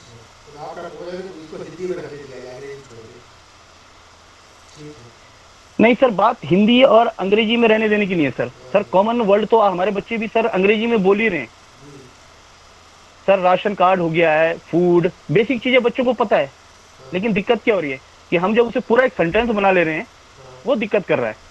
बच्चा हमारा एनिमल बोल लेता है, प्लांट बोल लेता है, लीफ बोल लेता है, ग्रीन बोल लेता है, फोटोसिंथेसिस को 1-2 बार के बाद बोलना शुरू कर देता है। लेकिन अब हम उसे पूरी फोटोसिंथेसिस की डेफिनेशन अंग्रेजी में लिखने कहें या उसे पढ़ के सुना दें, वहां पे दिक्कत है सर। सर की इतनी समझ बन पाती है। मैं समझना चाह रहा हूँ, क्या फोटोसिंथेसिस ये लिखा जाए कि पौधों में फोटोसिंथेसिस की प्रक्रिया होती है, तो फोटोसिंथेसिस का एक बच्चा अंग्रेजी में लिख सकता है। हाँ सर, अच्छा है। जैसे क्या ये ठीक रहेगा सर, इस तरह से हाँ बोलिए मोतियाल जी। सर। देखिए मैं ये कहना चाह रहा हूँ सर कि बच्चे के दिमाग में फोटोसिंथेसिस आ जाए कि एक्चुअली फोटोसिंथेसिस है क्या। नहीं, वो तो स्टेशनरी पढ़ा है, फोटोसिंथेसिस साथ में बता के। वो साइंस टीचिंग के लिहाज से तो आप ठीक कर रहे हैं ना, बिल्कुल आपसे सहमत हूँ मैं। लेकिन मुद्दा ये है कि क्या धीरे धीरे अंग्रेजी में शिफ्ट बच्चे को कैसे किया जाए। ठीक है, ये होता पूरा सेंटेंस होना लिख पाए, तो क्या फोटोसिंथेसिस को सर मैं वही कह रहा हूँ, लीव्स को लीव्स लिख सकता है, स्टेम को स्टेम लिख सकता है, ये इसकी बात है जी। सर अभी सजवाण सर ने एक बात कही थी बीच में जी कि बाइलिंगुअल जो चलता है, हाँ हाँ, मुझे लगता है कि हमें एकदम से लैंग्वेज ट्रांसफर की तरफ नहीं जाना चाहिए। अच्छा bilingual- ये एकदम से बच्चे के लिए सर झटके जैसी चीज हो रही है। धीरे धीरे करके सर अगर हम इसे करें बाइलिंगुअल ही चले, हाँ, हाँ, तो बाद में हम सिर्फ एक लैंग्वेज में आ सकते हैं। ठीक है। और सर ऐसा हो चुका है, कम से कम मेरे साथ हुआ और शायद कई अध्यापकों के साथ हुआ होगा। सभी के साथ है, पुराने हम लोग तो सभी लोग हिंदी मीडियम, अभी इंटर तक तो सभी हिंदी मीडियम के प्रोडक्ट है, मुझे लगता है ऐसा। जी सर जी, तो मैं वही कह रहा हूँ सर कि इन बच्चों के साथ भी वो बीएससी से ही हम लोगों ने अंग्रेजी पढ़ना शुरू किया है। तो सर मैं वही सर, कह रहा हूँ कि जरूर- इन बच्चों के साथ भी वो प्रोसेस दोबारा हो जाएगी। हमारे लिए नहीं, एक मिनट सर, मैं राइस भाई मैं कुछ कहना चाह रहा हूँ। नोटियाल जी, जी सर। मुझे मेरी समझ में ये नहीं आया कि मतलब आप झटका इसे कैसे मान रहे हैं, मुझे ये समझ नहीं आया। सर झटका मैं इसे ऐसे मान रहा हूँ कि अभी कुछ साल पहले तक तो हमारी किताबें हिंदी में चल रही थी, हाँ ठीक है, और सर फिर एकदम से किताब अंग्रेजी में डाल दी गई। उस पे भी सर हो क्या रहा है कि कक्षा 5 की अंग्रेजी सरल है और कक्षा 3 की विज्ञान टफ पड़ रही है पढ़ने में अंग्रेजी में। मैं इसे लेकिन झटका अब कह रहा हूँ सर कि लेवल एकदम से अप हो गया। लेकिन अब तो हमारे यहाँ अंग्रेजी कक्षा 1 से सिखाई जा रही ना। सर 1 से सिखाई जा रही है, पर हकीकत में कक्षा 1 और 2 में अंग्रेजी अच्छा, का अब स्तर क्या है सर बच्चों का। नहीं, अब मैं वो कहना दूसरा चाह रहा हूँ। एक चीज और है ना, अगर कल के दिन ऐसा कोई आदेश आता है कि ऐसे टीचर बताएं जो अंग्रेजी में विज्ञान नहीं पढ़ा सकते हैं, उनकी एक लिस्ट जी। बनाई जाए और उनको जो है सीधे वीआरएस देके घर भेज दिया जाए। तो नहीं सर, नहीं, सुनिए ना, सुनिए, अब हो यही रहा है। अभी आपने देखा होगा इनकम टैक्स के 100 कुछ लोग जो है घर भेज दिए गए, उन्होंने कहा ये काम नहीं कर सकते, आप घर जाइए, ठीक है ना। तो मैं ये कहना चाह रहा हूं कि अगर ऐसी लिस्ट बनेगी कि ये तो आपका 2 ऑप्शन है, ये तो आप पढ़ाइए इंग्लिश में या फिर घर जाइए, तो हम क्या ऑप्शन लेंगे? मुझे लगता है कि 99% ये ऑप्शन लेंगे कि भैया मैं पढ़ाऊंगा, मैं मेहनत करूंगा, लेकिन मैं पढ़ाऊंगा। चलिए, तो पलियाल जी वो एक अलग issue घर है। जाने के लिए कोई तैयार नहीं होगा। पलियाल जी वो एक अलग अब issue तो है, पहले वो administrative issue है। नहीं सर, देखो सर, अब मुझे नहीं लगता सर कि इसमें, नहीं क्योंकि जो जो आप पर्यावरण, जो ईवीएस जो आपने लिया है और जो जो टॉपिक्स आपने दिए हैं वो सारे हमारे आसपास से रिलेटेड है, तो मुझे नहीं लगता कि उसमें कोई दिक्कत आएगी। अब सर वो समझ अपनी अपनी है, कोई कुछ भी बोल सकता है, लेकिन मुझे नहीं लगता, क्योंकि तो में पढ़ता है, मेरे बच्चे को फोटोसिंथेसिस, वो 6 में है, उसको भी आता है, वो अंग्रेजी में कर लेता है सर सब कुछ। ठीक है मैं भी तो ये सोच सकता कि मैं तो यार, तबला सर, ठीक है हाँ बोलिए बोलिए। भाई साहब मैं स्पेशली जो कहना चाह रहा हूँ, मैं ये कहना चाह रहा हूँ कक्षा 3 से 5 के लिए मैं क्या कह रहा हूँ आपसे कि बड़ी क्लासेस में आते आते बच्चे में समझ डेवलप हो जाती है, वो एक बायलिंगुअल से सिंगल लैंग्वेज बोल। सर मेरा बच्चा कक्षा 4 में है सर। सर देखिए, माहौल, वेश और बच्चे को मिलने वाला फीडबैक घर में काफी चीजें मायने रखती हैं। डिफरेंस है सर, दुर्गम के सरकारी स्कूल के विद्यालयों में और बाहर के विद्यालयों में थोड़ा फर्क पड़ा इस चीज का। असर नाम ही परिवेश अध्ययन है, नहीं दे सकते कि हम बच्चे को क्या पढ़ा के घर भेज रहे हैं, फीडबैक क्या है, उसके आसपास का माहौल क्या है, उसे टाइम मिल भी पा रहा है उतना गेन करने के लिए या नहीं। हम तो अपने बच्चों को पूरा टाइम दे रहे हैं सर, उतनी मेहनत हमारा बच्चा कर रहा है और उतनी उनके साथ हम कर रहे हैं, लेकिन क्या नहीं मैं तो नहीं नोटियाल जी, नहीं मैं इसमें आपसे बिल्कुल, मैं अपने बच्चे के साथ बिल्कुल मेहनत नहीं करता, कोई भी नहीं करता मेरे घर में, हकीकत बता रहा हूँ आपको। ठीक है नहीं सर, मैं अपनी बात कर रहा हूँ फिलहाल। कल्याण जी वो एक अलग, ठीक है आप सही कह रहे हैं, इनका अपना व्यू है, आपका अपना व्यू। सर मैं कुछ हाँ डॉक्टर नोटियाल सर मैं एक बात कहना चाह रहा हूँ सर। हेलो, बोलिए बोलिए। हरीश जी की एक बात तो बोल रहे ठीक है सर। हाँ थपलियाल सर, एक बात तो ठीक है कि हम समझाने के लिए जो चाहे वो प्रयास करें, लेकिन आखिर जब हमारे पास किताब अंग्रेजी में उपलब्ध है तो अल्टीमेट हमारा जो गोल है वो यही होना चाहिए कि हम उसको अंग्रेजी में ही पढ़ाने की कोशिश करें, चाहे हमें इसके लिए कि मतलब कोई भी कोशिश करनी पड़ेगी, भी हद तक जाना पड़े। जहाँ तक हरीश जी की बात है, थपलियाल सर से मैं बहुत संतुष्ट हूँ, लेकिन हरीश जी जो कह रहे हैं ना कि हमने एमएससी अंग्रेजी में, हमारी एक समझ तो बन जाती है। मैं खुद भुक्तभोगी हूँ, मैं अंग्रेजी में जितना कुछ लिखा हूँ मैं समझ लेता हूँ उसको, लेकिन मैं अभिव्यक्त नहीं कर पाता उसको, और बाद में यही दिक्कत आती है कि बच्चा समझता तो है लेकिन उसका कॉन्फिडेंस इतना बिल्ड नहीं हो पाता है कि उसको रिप्रेजेंट नहीं कर पाता, व्यक्त नहीं कर पाता है। तो आज हमारा क्यों ना स्टार्ट से ही बच्चे को जो है उस तरीके से मतलब अंग्रेजी में, क्योंकि एक साइंस का जो सब्जेक्ट है वो तभी अच्छा होगा जब अंग्रेजी में जो है पढ़ाया जाए। तो कोशिश कर रही है सरकार, हमें इसमें सहयोग करना चाहिए पूरा पूरा, और हम समझाने के लिए जो हरीश जी करते हैं कि हम एक्सटर्नल उसको जितना कोशिश करें वो समझाएं हम उसको, लेकिन अल्टीमेट हमारा जो है प्रयास उसको, क्योंकि किताब अगर अंग्रेजी में है तो वो क्वेश्चन आंसर भी जो उत्तर देगा वो अंग्रेजी में देगा ना, हिंदी में तो नहीं देगा वो कॉपी में। अब तो 9th में भी होने वाला है, 10th में भी होने वाला है। अब बोर्ड परीक्षाओं में हम कैसे बच्चा जो है अंग्रेजी मीडियम में हिंदी में लिखेगा तो कैसे होगा फिर? अगले साल से जो है 9th और 10th में होने वाला है। हाँ इसको करना तो है क्योंकि आदेश है और हम लोगों को करना है। एक चीज कहना चाह रहा हूँ सर, मैं एक चीज कहना चाह रहा हूँ कि जब हमारा प्राइमरी लेवल का एक उसी परिवेश का एक बच्चा सरकारी स्कूल में पढ़ता है और एक प्राइवेट में पढ़ता है, तो प्राइवेट वाला कैसे अंग्रेजी सीख सही कह रहे जोशी। प्रॉब्लम वहाँ नहीं है, प्रॉब्लम हमारी अप्रोच में कहीं हो रही है कि हम उसको उतनी मेहनत करना नहीं चाह रहे हैं। समस्या उसी परिवेश में एक ही परिवार के 2 बच्चे हैं, चाचा का लड़का इंग्लिश मीडियम में जा रहा है और मेरा नहीं जा रहा है, तो इंग्लिश मीडियम वाला तो गेन कर रहा है सब कुछ और मेरा नहीं कर रहा है क्योंकि वो सरकारी में पढ़ रहा है। तो सरकारी में क्यों नहीं पढ़ पा रहा है वो? बात झटके की हमें होनी चाहिए, झटके की बात तो सर जब 6 में बच्चा आता है उसे नहीं आ रहा है तो वो झटका हमारे लिए है कि वो कैसे सीखेगा। अब प्राइमरी में तो सीखने के लिए उसका तो ब्रेन उस समय स्टार्ट हो रहा है सीखने के लिए, उस समय तो आप जो सिखाएंगे सीखेगा वो। हाँ वहाँ नहीं सीखता है, 2nd में नहीं, 3rd में नहीं, 4th में नहीं, 5th में नहीं, 6th में आके हम उसे अंग्रेजी में सिखाना शुरू करते हैं, तब उसके लिए हमारे लिए प्रॉब्लम है, उसके लिए भी प्रॉब्लम है कि कैसे सीखेगा आप, वो समस्या है। असल में एक बड़ा इशू तो यह है कि टीचर्स भी सीखना नहीं चाह रहे हैं। इशू तो है जो जोशी जी ने इशारा कर रहे हैं कि टीचर्स भी बदलना नहीं चाह रहे कि हम कुछ सीखें या कुछ परिवर्तन करें, अपने घर में पढ़ने थोड़ा तैयारी करें, ये दिक्कत तो आ रही है। तुम्हारे साथ गैरोला भी कुछ कहना चाह रहे हैं, हीरामणि गैरोला जी, बोलिए गैरोला जी। जी सर, मेरी ये जिज्ञासा है कि जब हम साइकोलॉजी में पढ़ते हैं तो इसमें ये बताया जाता है कि जो प्राइमरी शिक्षा है मदर टंग में होनी चाहिए और हमारे बच्चों की जो मदर टंग है वो हिंदी या गढ़वाली है, तो ये कहाँ सही है कि हम इसको अंग्रेजी में भेज रहे हैं? मैं जिज्ञासा है मेरी। और दूसरा हम प्राइवेट स्कूलों के अनुभव लेते हैं तो वहाँ भी अधिकांश ये देखा गया है कि नाम तो अंग्रेजी का है लेकिन वो समझाते हिंदी में ही है और बच्चे समझते हिंदी में ही है। भले ही वो एक्सप्लेनेशन इंग्लिश में लिखते हैं लेकिन इतना ये नहीं है कि वो अंग्रेजी में ही उसको जो है जैसे उनसे पूछा जाए तो हिंदी जो है हिंदी में बताने की कोशिश करते हैं। माने लिखते हैं वो अंग्रेजी में है, पेपर में लिखते हैं लेकिन अंग्रेजी में इतना उनकी समझ डेवलप कर पाए, समझाएं या एक्सप्लेन कर पाए, बीच को हिंदी जरूर चाहते हैं। तो चीज कंट्रोवर्सी नहीं हो रही है कि एक कह रहे हैं कि पतन में होनी चाहिए, दूसरे कह रहे हैं अंग्रेजी पर। नहीं सर, अब ये भी तो नहीं कर पा रहे हैं ना कि बच्चा अंग्रेजी में लिखना ही सीख के ना बोल पाए तो सर एक बात कहना चाहूंगा। जी जी रोटियां जी। सर अभी जोशी सर कह रहे थे, मैं उनकी बात से पूरी तरीके से सहमत हूँ और मैं यही कहना चाह रहा हूँ सर कि हम 3, 4, 5 ज्ञान अंग्रेजी में पढ़ाएं, इसमें कोई दिक्कत नहीं। लेकिन कहने कि हम विज्ञान पढ़ा रहे हैं विज्ञान की क्लास में, वो एक्चुअली ये रहा है। हम विज्ञान अंग्रेजी में पढ़ाने में कोई दिक्कत नहीं, शायद मुझे या किसी को भी दिक्कत नहीं होगी, लेकिन बात ये कि हम विज्ञान पढ़ाएं, हम भी अंग्रेजी पढ़ा रहे हैं, दिक्कत इस बात की है। और लैंग्वेज इंपॉर्टेंट हो गया, साइंस दब गया नीचे।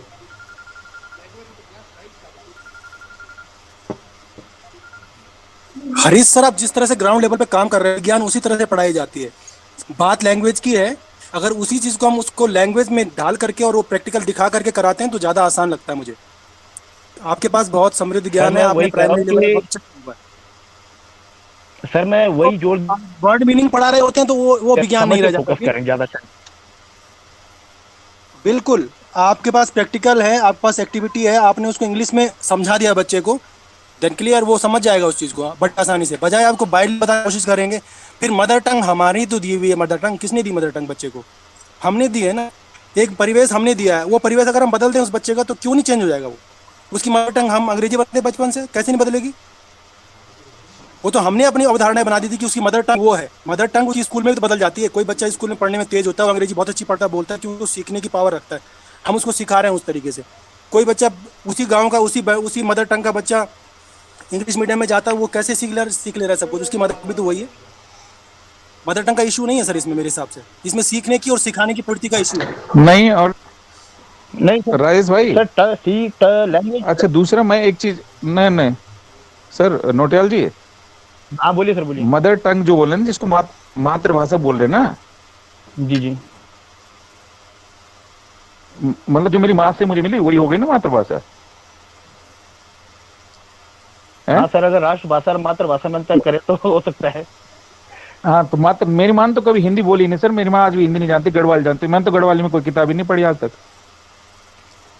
तो भाई साहब लैंग्वेज के विवाद में तो मैं पढ़ ही नहीं रहा हूँ। मेरा कहने का मतलब है कि हम नहीं तो मैं इसीलिए कह रहा हूँ कि ऐसा देखो सर, नहीं सर देखिए सुनिए सर, मैं लैंग्वेज कोई बात नहीं, मैं ये नहीं कह रहा हूँ, मैं लैंग्वेज को सर मैं हरीश जी मैं ये कह रहा हूँ, मैं मान गया आपकी बात कि आप जो विज्ञान की कक्षा में इंग्लिश पढ़ा रहे हैं, मैं मान, लेकिन इंग्लिश पढ़ाते पढ़ाते हम विज्ञान पढ़ा लेंगे उन्हें एक दिन सर, कॉन्फिडेंस रखिए सर। मैं दिक्कत नहीं है कि ये समझ बन जाएगी, बस हम दबाव न डालें। हाँ तो वही मैं कह रहा हूँ, इंग्लिश दबाव तो सर ऊपर से मेरा थोड़ा ना दबाव, ये तो ऊपर से आदेश आगे आपको कराना पड़ेगा। अब इंग्लिश की किताब कक्षा 3 से साइंस की आ गई तो किसने मना किया कि मैंने पढ़ा था? एक टीचर ने, किसी ने। जी सर जी।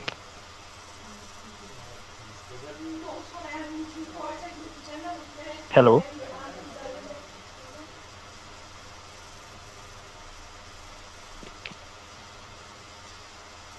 संभवतः जो डॉक्टर नौटियाल कह रहे हैं, हरीश नौटियाल कह रहे हैं, और थपरियाल जी, जोशी जी, शंभू नौटियाल, सब लोग एक ही बात कह रहे हैं कि अंग्रेजी में पढ़ाने में दिक्कत नहीं है। दिक्कत हरीश भाई कहना चाह रहे हैं कि अंग्रेजी में दिक्कत नहीं है, दिक्कत है कि उसमें विज्ञान दब जा रहा है। थपरियाल जी ये कह रहे हैं कि अंग्रेजी अगर आ जाएगा तो विज्ञान भी आ जाएगा। दोनों अपनी अपनी जगह पर सही है। और इसके अलावा कोई और व्यक्त करना चाहे? दुर्गेश नंदी मैम जुड़ी है। अवनीश भाई कुछ कहना चाहे? हाँ जी सर। अवनीश के बाद आप बताइएगा मैडम। अवनीश आप बोले। हाँ, थैंक यू सर। तो अभी तक की जो बातचीत हुई उस पे ज़्यादा नहीं बोलूँगा, कुछ पॉइंट्स हैं मेरे। तो एक बात तो ये है कि अल्टीमेट क्योंकि हम एक विभागीय प्रक्रिया के भी हिस्से हैं और एज अ विभाग से भी जुड़े हैं, तो जो भी हमारे निर्देश आते हैं तो उस तरह फॉलो करना एक हमारी ड्यूटी बनती है। तो एक बात तो वही है, चाहे वो हिंदी में हमारे ऑर्डर आता है, इंग्लिश में आता है, जापानीज़ में आता है, किसी भी भाषा में आता है, तो वो फॉलो करना एक ड्यूटी बनती है, तो वो तो है ही। तो अगर उसके बियॉन्ड पे अगर हम कुछ सिद्धांतों पे जाएँ, तो वहाँ पे दिखता है कि हमको कि साइंस ऐसा नहीं है कि वो किसी एक लैंग्वेज से बंधी हुई है। ऐसा होता तो तब सारे जितने भी राष्ट्र हैं हमारे पूरे यूनिवर्स में, तो सब में एक लैंग्वेज का मुद्दा फिर वही होता कि पहले साइंस से पहले तो यही मुद्दा आता है कि आखिर साइंस किस में होनी चाहिए, पर ऐसा है नहीं। कुछ इसमें पॉलिटिकल एंगल्स भी होते हैं जिसके थ्रू हमारा शिक्षण प्रभावित होता है। अल्टीमेट हमको इस बात का ध्यान रखना चाहिए कि साइंस किसी भी लैंग्वेज में हो, चाहे वो गढ़वाली में हो, हिंदी में हो, इंग्लिश में हो, अगर उस लैंग्वेज के थ्रू बच्चे की समझ विकसित हो पा रही है, एक लर्नर की जो वो समझ पा रहा है, तो हमारा उद्देश्य वही होना चाहिए। लैंग्वेज बस एक मीडियम है उसको समझने के लिए, ज़्यादा उस पर बहुत ज़्यादा प्रेशराइज या उस बारे में चिंता नहीं करनी चाहिए। अगर हमारा आज के दौर में मीडियम सपोज चाइनीज हो जाता है, पर बच्चे को वो समझ ही में नहीं आ रहा है, तो उसका कोई शायद फ़ायदा नहीं होगा। सेम थिंग इंग्लिश या हिंदी के साथ भी है, क्योंकि हमारे उत्तराखंड या उत्तरकाशी ज़िले पे बात कर रहे हैं तो सारे बच्चों की जो लैंग्वेज है वो गढ़वाली है, रवाई है, जौनसारी, जौनपुरी है। तो उनके लिए तो एक हिंदी या अंग्रेजी बोलना सेकंड एंड थर्ड लैंग्वेज है, तो एक चैलेंज तो वो ऑलरेडी उनके लिए है ही। तो अब कैसे हम उनकी प्राइमरी भाषा को इस्तेमाल करते हुए विज्ञान शिक्षण को करें, और किसी भी लैंग्वेज का इस्तेमाल करते हुए अगर बच्चे समझ पा रहे हैं, फोटोसिंथेसिस को समझ पा रहे हैं, जर्मिनेशन को समझ पा रहे हैं, रेस्पिरेशन को समझ पा रहे हैं, तो वो हमारा एक बड़ा अचीवमेंट हो पा रही होगी। और एक थोड़ा इस बात पे भी हमको बाहर आना पड़ेगा, क्योंकि सब्जेक्ट को भी देखें तो ये बाउंड्री तो हमने क्रिएट की है ना कि ये ईवीएस है, ये हिंदी है, ये अंग्रेजी है, ये गणित है।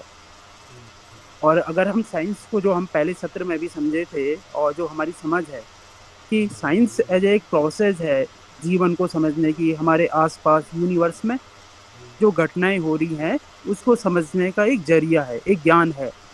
तो अब उस ज्ञान को थोड़ा उस बाउंड्री से भी हमको ऊपर उठना पड़ेगा, नहीं तो फिर यही समस्या आएगी कि अंग्रेजी को डेवलप करना है विज्ञान के लिए तो पहले अंग्रेजी का शिक्षक काम करे, या बच्चे को इंग्लिश पहले आनी चाहिए।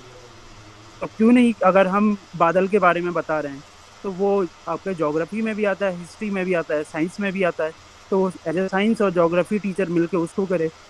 सेम थिंग प्राइमरी में भी होता है, पानी को लेकर बातचीत है तो इंग्लिश में भी उसको लेकर कुछ स्टोरी होंगी, पोएम होंगी, वो हिंदी वाले पार्ट में जाता है। मैथ्स में भी कुछ बहुत सारी अभी कहानियाँ हैं एनसीईआरटी टेक्स्ट बुक में, और समस्या है। तो ये मेरे कुछ बातें थी। Thank you. ठीक है, योगेश भाई साहब। आप मैडम, दुर्गेश मैडम। हाँ जी सर, जी सर। मेरा भी, मैं अवनीश सर से सहमत हूँ। देखिए, सबसे पहले तो हम सरकारी नौकर हैं, तो हमें तो सरकार के आदेश का पालन करना ही है। और साथ में ये है कि जब हम देखते हैं प्राइमरी से जूनियर में बच्चा आता है, तो हम देखते हैं कि उसमें हिंदी भी तो नहीं आती कई बच्चों को, है ना, हिंदी की भी प्रॉब्लम होती है। तो लैंग्वेज कोई प्रॉब्लम नहीं है, प्रॉब्लम तो हम बच्चों की नहीं है, टीचर्स की है मेरे हिसाब से, कि हम ही बच्चों को वो चीज़ देना ही नहीं चाह रहे हैं। हम बच्चों को इंग्लिश के टर्म्स सिखा ही नहीं रहे हैं प्राइमरी में, तो आगे बच्चा कैसे कर पाएगा।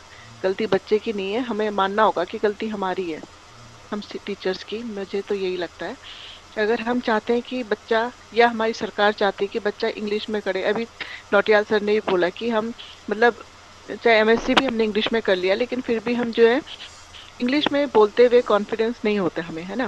वो इसीलिए नहीं हो पाता क्योंकि हमारा बेस कमज़ोर है, नहीं होगा। अगर हमारा बेसिक स्ट्रांग होता तो हम बिल्कुल फ्लो ऑफ इंग्लिश बोल रहे होते, और हमें आज ये चर्चा करने की आवश्यकता भी नहीं होती। तो अगर हमारे पर ये एक अवसर मिला है कि हम अपने बच्चों को प्राइमरी लेवल से ही साइंस को या ईवीएस को इंग्लिश में कराएं तो इंग्लिश साइंस कराते कराते इंग्लिश तो अपने आप ही बच्चा इंग्लिश के टर्म्स भी सीख रहा है, उसे आगे के लिए बाद में प्रॉब्लम भी नहीं होगी।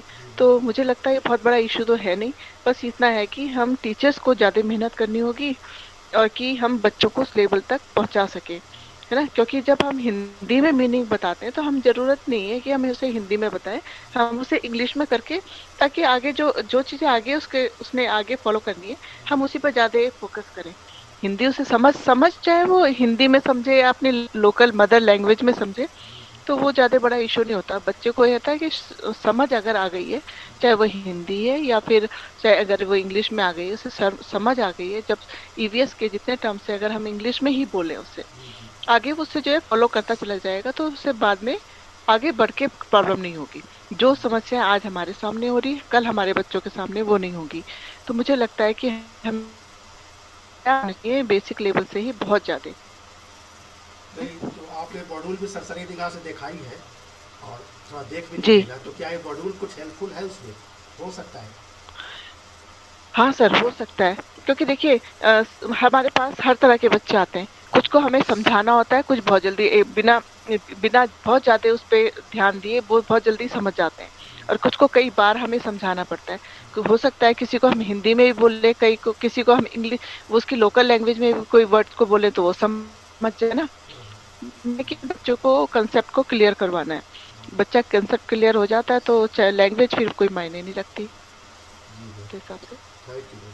और अगर हमें दूर तक देखना है कि बच्चे ने साइंस लेनी है, आगे बढ़ना है, तो हम देख रहे हैं कि क्या बोलते हैं, बाद में एपीजे अब्दुल कलाम तो ऐसे ये कर देते हैं तो बच्चों के लिए ज़्यादा अच्छा रहेगा। हमारे साथ तो thank you sir. Amita Pawar ma'am जुड़ी है सिरोर से। मैम आवाज़ आ रही है? अमिता मैम सिरोर जुड़ी तो है लेकिन शायद आवाज़ नहीं जा रही है।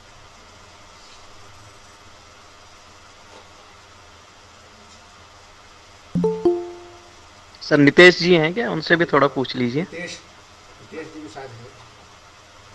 जितेंद्र बहुगुणा जी आवाज़ आ रही है? नितेश बहुगुणा जी आवाज़ आ रही है?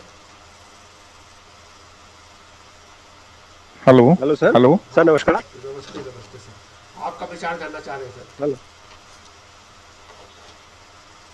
सर, विचार तो जो शंभू सर जी लोग बोल रहे हैं वो सही है सर, लेकिन मुझे लगता है सर सेंटेंस बनाने में दिक्कत होगी बच्चों को। टर्मिनोलॉजी तो ठीक है सर इंग्लिश में, लेकिन सेंटेंस जब आगे क्लासों में जाएंगे, जब बनाना होगा, पूरा वाक्य बनाना होगा, तो उसमें प्रॉब्लम आएगी सर बच्चों को।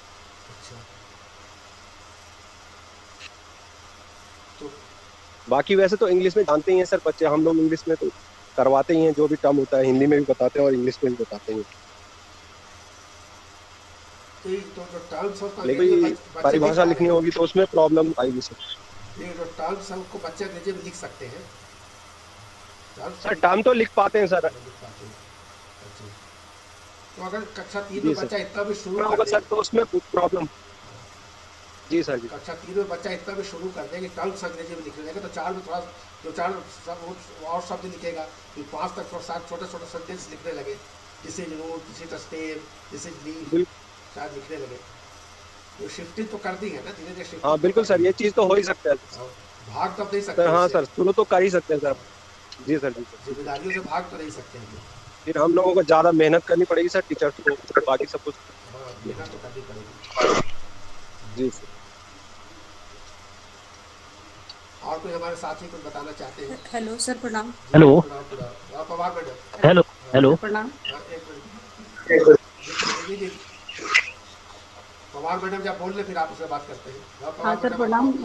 अमिता बताइए मैडम, आप अपना विचार बताइए।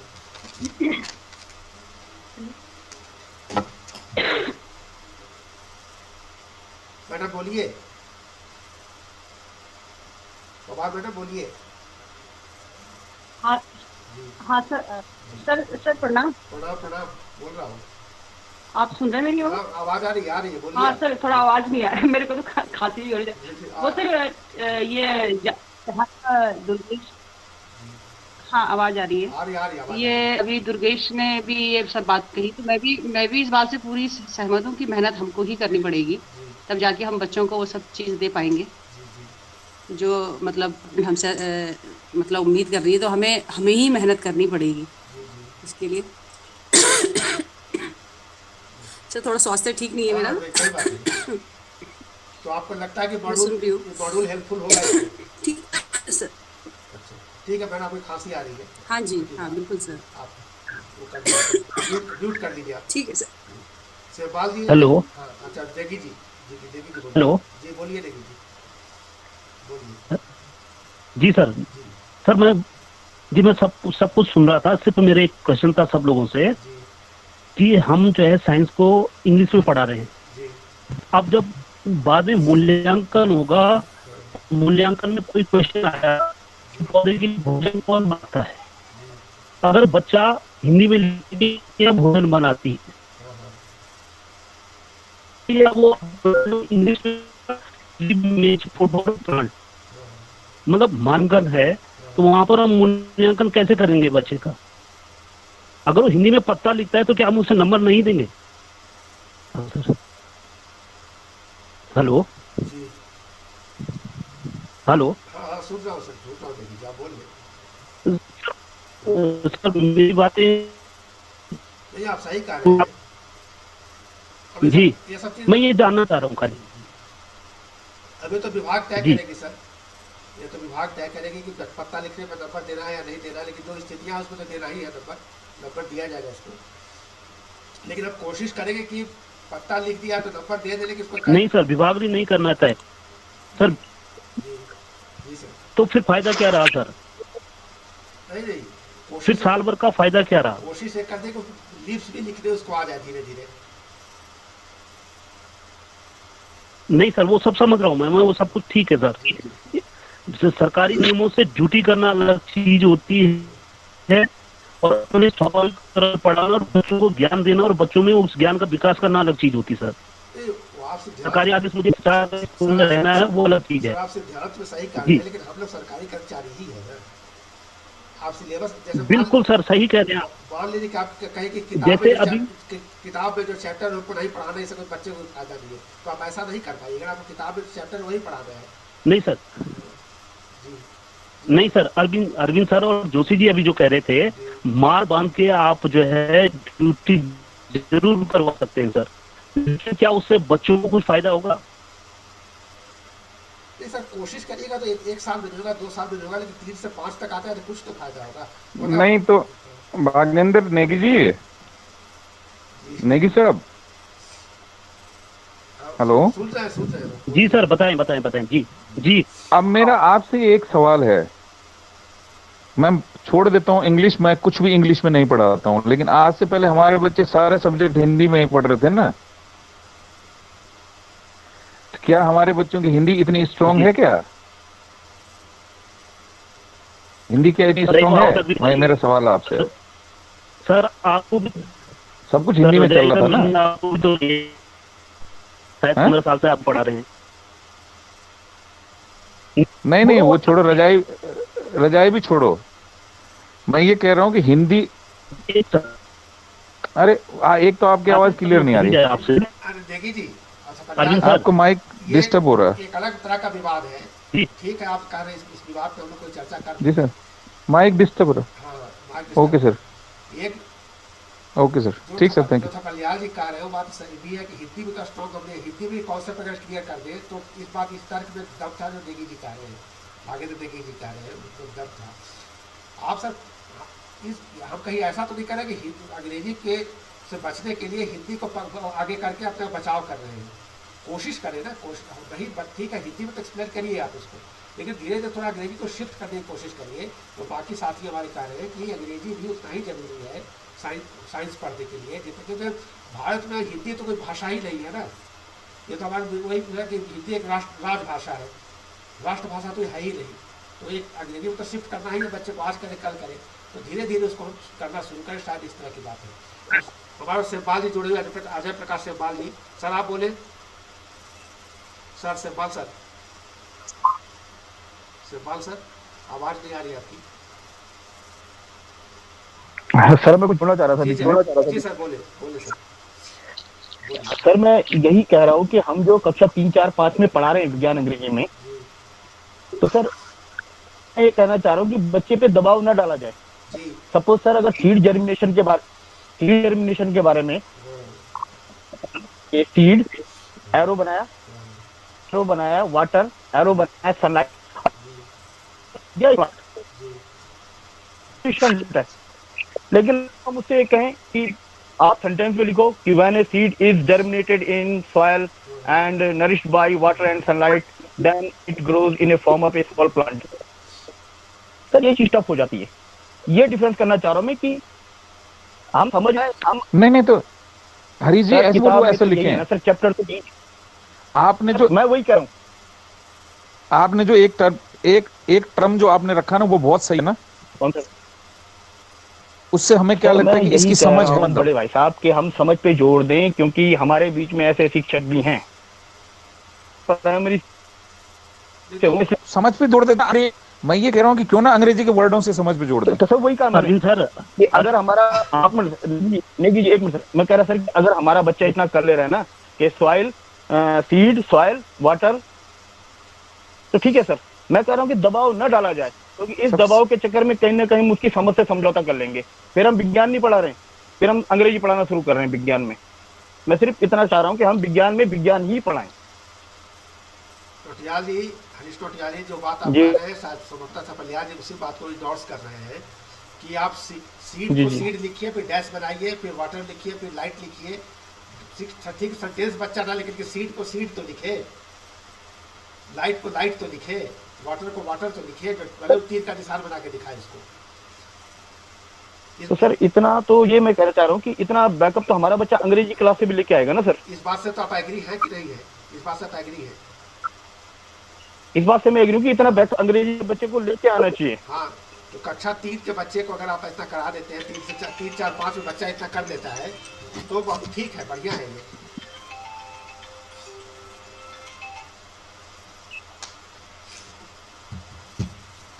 जी सर ठीक है। शिवपाल जी कुछ कहना चाह रहे हैं शायद। शिवपाल जी बताइए।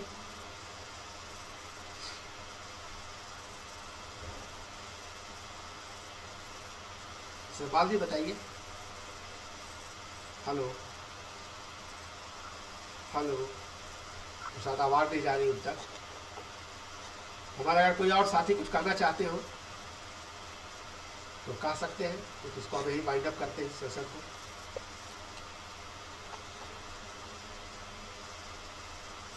इस मॉड्यूल पे अगर आपका कोई और फीडबैक है, 4 प्रश्न दिए। हसनबाल जी बोलिए। उनकी आवाज़ नहीं आ रही हसनबाल जी के साथ।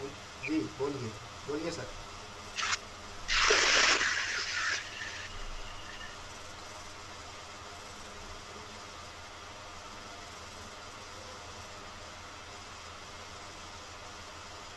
ठीक है, शायद दिक्कत हो रही है साउंड में।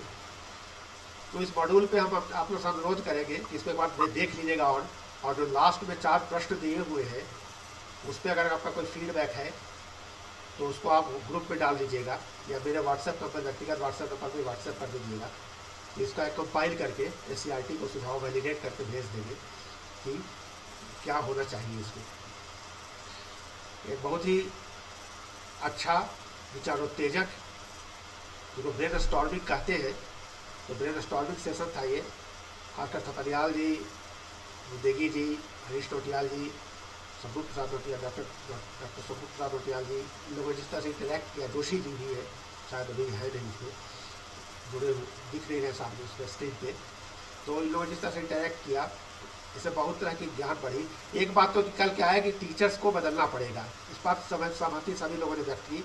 योगेश नंदिनी मैडम ने भी, अमिता पवार मैडम ने भी। अगर स्वास्थ्य थोड़ा ठीक नहीं है तो उतना इंटरेक्ट नहीं कर पाई। तो ये निष्कर्ष है कि ये बात सही है कि टीचर्स को चेंज करना पड़ेगा। जब टीचर सीख जाएंगे तो बच्चे को सिखा पाएंगे। हम हिंदी को बचाव की तरह इस्तेमाल करने की कोशिश जो कर रहे हैं, इससे थोड़ी दिक्कत हो रही है। ये करना तो है, तो जब करना है तो उसको खुशी खुशी करें, डर डर के विरोध करके करने से कोई लाभ नहीं है। देगी जी की बात बिल्कुल सही है, ये दिक्कतें हैं, लेकिन इसी में रास्ता निकालना है, इसका रास्ता निकालेंगे। और रास्ता निकालने के लिए मॉड्यूल बनाया जा रहा है जो शायद अगले सत्र में आप लोग के पास उपलब्ध हो जाए। तो बहुत बहुत धन्यवाद इस सत्र के लिए, आप लोगों के सहयोग के लिए। हम अब अपने अगले सत्र पे चलते हैं, और अगला सत्र हमारा है पीएम विद्या का। भारत सरकार, जैसा कि हम लोग जानते हैं, कोरोना काल में खासकर विशेष रूप पहले भी कार्यक्रम चल रहा था, लेकिन जब कोरोना आया हमारे विद्यालय, महाविद्यालय, विश्वविद्यालय बंद हो गए, इसकी आवश्यकता बड़ी तलखी से महसूस की गई कि बच्चों के लिए ऑनलाइन शिक्षा की व्यवस्था सुदृढ़ होनी चाहिए। तो सरकार, भारत में सरकारी व्यवस्था के अंतर्गत बहुत सारे साइट्स, वेबसाइट्स चल रहे थे, ओपन सोर्स थे, OER थे, लेकिन अलग अलग संस्थाओं द्वारा चल रहे थे। तो जब हमारी सरकार ने क्या किया, केंद्र सरकार ने, MHRD ने क्या किया, उन सारे प्लेटफॉर्म्स को, जितने भी डिजिटल लर्निंग प्लेटफॉर्म्स थे सरकार के, उस सब को एक अम्ब्रेला, एक ही छत के नीचे ले आए, और उस छत का नाम रखा उन्होंने PM विद्या। तो PM विद्या में ऑनलाइन कोर्सेज भी हैं, DTS चैनल्स भी हैं, और डिजिटल कंटेंट भी हैं। उसमें बहुत सारे प्रोग्राम्स चलते हैं, उस सारे प्रोग्राम्स को मिला के, जिसमें दीक्षा का प्रोग्राम भी है, ये ई-पाठशाला है, NROER है, NPTEL का कोर्स है, स्वयं का कोर्स है, बुक है, ये तमाम चीज़ों को उन्होंने PM विद्या के अंदर डाला ताकि बच्चे ऑनलाइन सिखा सकें। इसमें कार्यक्रम है विद्यादान, जिसमें टीचर्स जो हैं, टीचर से अनुरोध किया गया है कि वो कोई अगर कंटेंट बनाते हैं, वो PPT हो, ऑडियो हो, वो वीडियो हो, या किसी और फॉर्म में आपका कंटेंट है, तो उसको आप दान करिए, उसको आप दीक्षा के प्लेटफॉर्म पे जाके अपलोड कर दीजिए, और वो आप उसको कंटेंट को वैलिडेट करके NCERT आपको अपलोड कर देगी आपके नाम से, वो ताकि और आपके ज्ञान का लाभ देश के तमाम बच्चों को मिल सके। लेकिन इन तमाम दिक्कतों, इन सब तमाम सुविधाओं के साथ साथ एक दिक्कत ये आ रही थी, और आप लोग उससे खुद ज़्यादा वाकिफ़ होंगे खुद ब खुद, कि जैसे उत्तराखंड का केस है, दूरस्थ क्षेत्र है, वहाँ पर बच्चों के पास लैपटॉप नहीं है, स्मार्टफोन नहीं है, और सबसे बड़ी दिक्कत है नेटवर्क की सुविधा नहीं है। तो अगर नेट की सुविधा नहीं है तो फिर बच्चे करें क्या? उसका एक विकल्प है DTS चैनल, टेलीविज़न पर वो देख के पढ़ सकते हैं। अगर नेटवर्क है तो ठीक है, लैपटॉप पे देखें, स्मार्टफोन पे देखें, डिजिटल प्लेटफॉर्म सारे हैं, आजकल यूट्यूब पे बहुत बच्चे सर्च करते हैं, देख ले सकते हैं।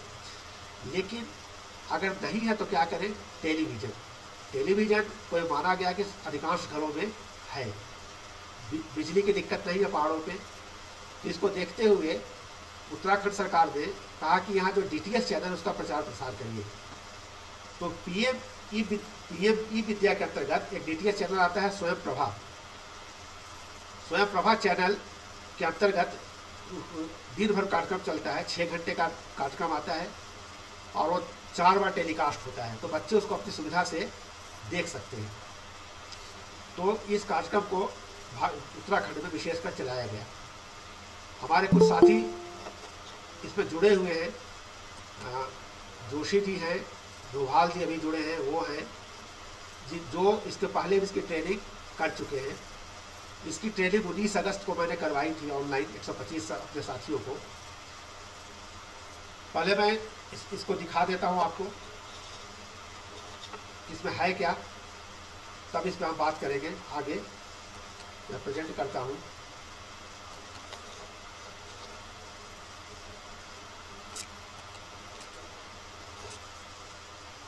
ये दिख रहा है आप लोग को?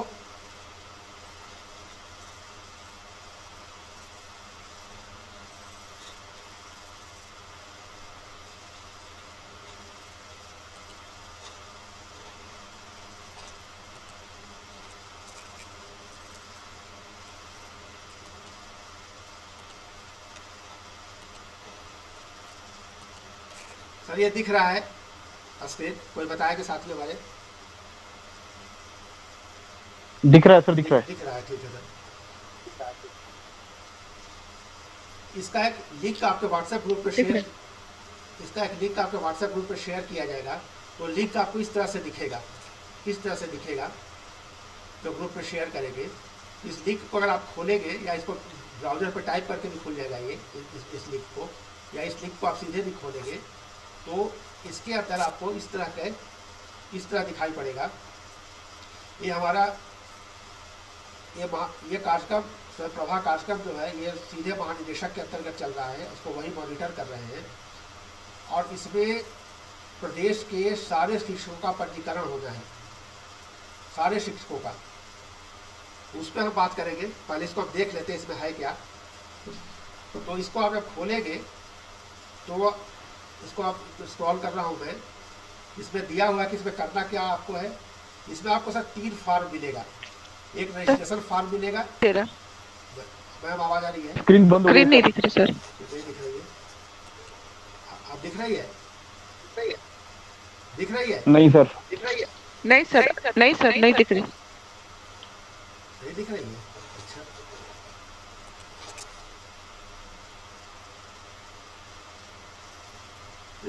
उसको पील करिए मैडम, पील करके देखिए। मुझे पील करके अगर अनपील करिए तो दिखाई पड़ेगा।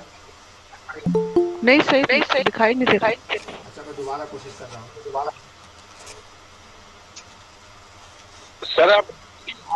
सर आपका वीडियो ऑन है, पहले वीडियो देख लीजिएगा। हाँ ठीक है, वीडियो ऑन नहीं होगा।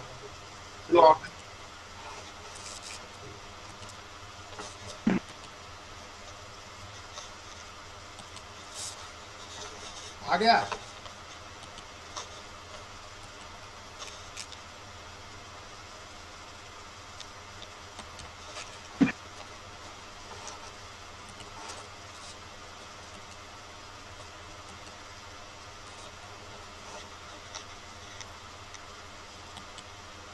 आया? जी सर आ गया। आ गया ना? ठीक है, सॉरी आ गया। आ गया ना? हाँ, तो मैं कह रहा था कि ये जो लिंक दिख रहा है आपको, ये आपके व्हाट्सएप पे शेयर किया जाएगा। इसको आप व्हाट्सएप पे शेयर कर लीजिए। ऐसा लिंक दिखेगा आपको जिसमें लिखा होगा स्वयं Prabha for teachers and students. तो इसको क्लिक करके आप खोल सकते हैं इसको, या इसको ब्राउजर पे टाइप करेगा तो भी खुल जाएगा।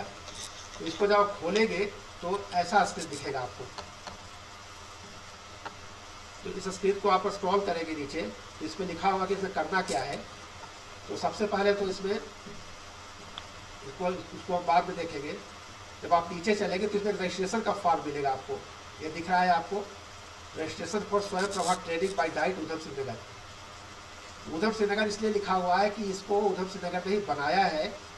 जो हमारे महानिदेशक के डायरेक्टर जनरल हैं उनके द्वारा संचालित कार्यक्रम है ये भारत सरकार द्वारा, और ये उधम सिंह नगर की सहायता से चलाया जा रहा है। तो ये जो फॉर्म बनाया हुआ है ये उधम सिंह नगर डाइट ने बनाया है, इसलिए यूएस नगर लिखा है। बहुत सारे लोग यूएस नगर देख के कन्फ्यूज हो रहे हैं। यूएस नगर देख कन्फ्यूज नहीं है, यूएस नगर ही लिखा है उसमें।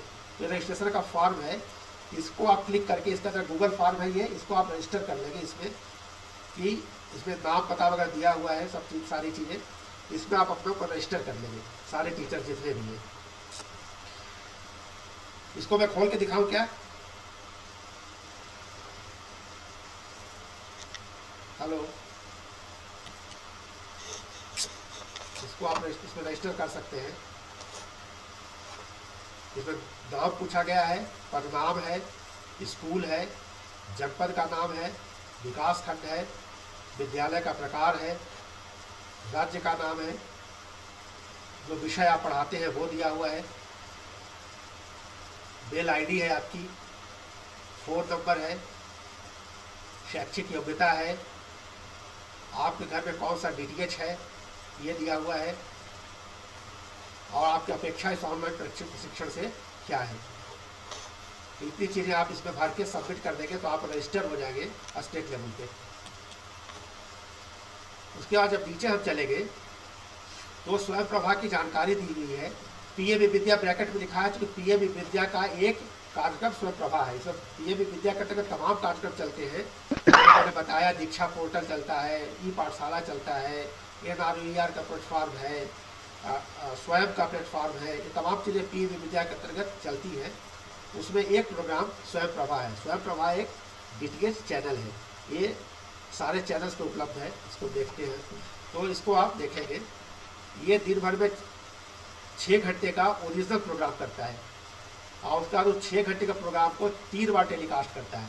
तो सबसे बड़ी सुविधा ये है बच्चे के पास कि वो अपनी सुविधा से जब चाहे उसको देख सकता है कार्यक्रम को, चाहे उसके पास स्मार्टफोन नहीं हो, लैपटॉप ना हो, नेटवर्क ना हो, टीवी होनी चाहिए। और अगर मान लीजिए किसी को लैपटॉप खरीदना हो तो 35-40 हज़ार खर्च करना पड़ेगा, स्मार्टफोन खरीदना हो तो कम से कम 10-12 हज़ार खर्च करना पड़ेगा, डीटीएच लगाने के लिए 1200-1300 खर्च करना पड़ेगा। तो इस हिसाब से भी ये सस्ता है, इसलिए भी इसको सरकार रिकमेंड करती है। तो जो स्वयं प्रभा चैनल है, इसमें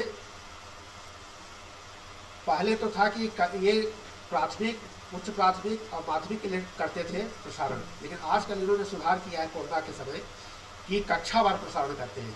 कक्षा 1 से 12 तक के लिए कार्यक्रम प्रतिदिन 6 घंटे का आता है अलग अलग, और सबके अलग अलग चैनल इन्होंने बना दिए हैं। एक का चैनल अलग है, 2 का, 3 का, 4 का, हर कक्षा के लिए एक चैनल है। साथ ही इस पर IIT की परीक्षा की तैयारी करवाते हैं, उसके लिए एक अलग चैनल है। इसके लिए जो नीट की परीक्षा की तैयारी करवाते हैं मेडिकल की, उसके लिए एक अलग चैनल है। ये सब काम भी ये करते हैं। टीचर्स एजुकेटर्स के लिए एक अलग चैनल है, उस पर भी ये प्रसारण निर्भर करते रहते हैं, जिसको बच्चे देख सकते हैं। इसमें उन्होंने लिखा है कि इसकी आवश्यकता क्या है। तो आवश्यकता है कि हमने पहले ही बताया कि ऑनलाइन क्लास के लिए मोबाइल की ज़रूरत पड़ेगी, नेट की ज़रूरत पड़ेगी, लैपटॉप की ज़रूरत पड़ेगी, जो हो सकता है बच्चे को न मिले, सब मिल भी जाए तो नेटवर्क ना हो। तो इस तो स्वयं प्रभा में इस सारी दिक्कतों से बचा जा सकता है। तो ये जो है, इसमें क्या आवश्यकता होगी, एक डीटीएच की आवश्यकता होगी, एक टेलीविज़न की आवश्यकता होगी और लाइट की। कुछ इलाकों में अगर लाइट की दिक्कत है तब तो कोई समाधान नहीं हो सकता, लेकिन अगर लाइट है, डीटीएच है और टेलीविज़न है तो निरंतर वो अपना देख सकता है, बच्चा देख के सीख सकता है। और उत्तरकाशी जनपद में हम लोगों ने कोशिश की है कि जो केबल ऑपरेटर्स हैं, जहाँ जहाँ केबल ऑपरेटर्स हैं, जैसे बड़कोट में है, उत्तरकाशी में है और संबलपुर ओला में है, तो उन लोग से हम लोगों ने अनुरोध किया था कि वो जो है इस चैनल का प्रसारण करें। तो बड़कोट के एरिया में, बड़कोट नौ गाँव में इसका प्रसारण हो रहा है। जो बड़कोट के साथी हैं, उत्तरकाशी के साथी, वो इसको देख सकते हैं। बाकी जो other DTH channel service provider है, जैसे एयरटेल है, वीडियोकॉन है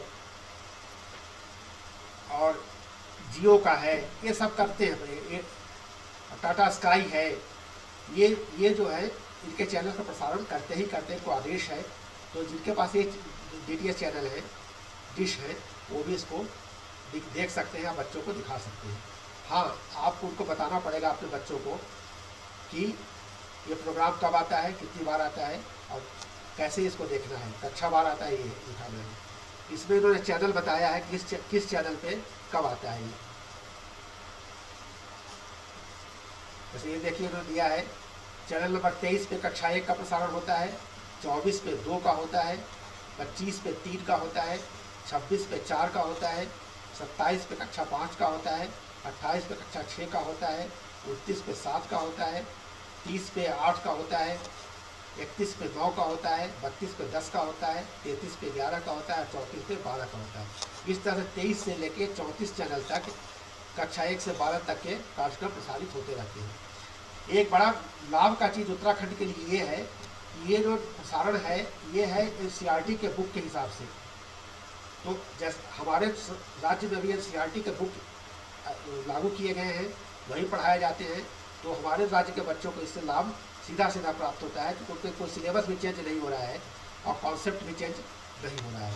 तो ये एक लाभ बच्चों को मिलता है इससे। तो इस चैनल, हालांकि ये चैनल अलग अलग डीटीएच चैनल, अलग अलग सर्विस प्रोवाइडर पे अलग अलग चैनल पे आते हैं, तो उनका चैनल आपको सर्च करना पड़ेगा। ये चैनल जो है, जो फ्री चैनल है, उसका ये दिया हुआ है।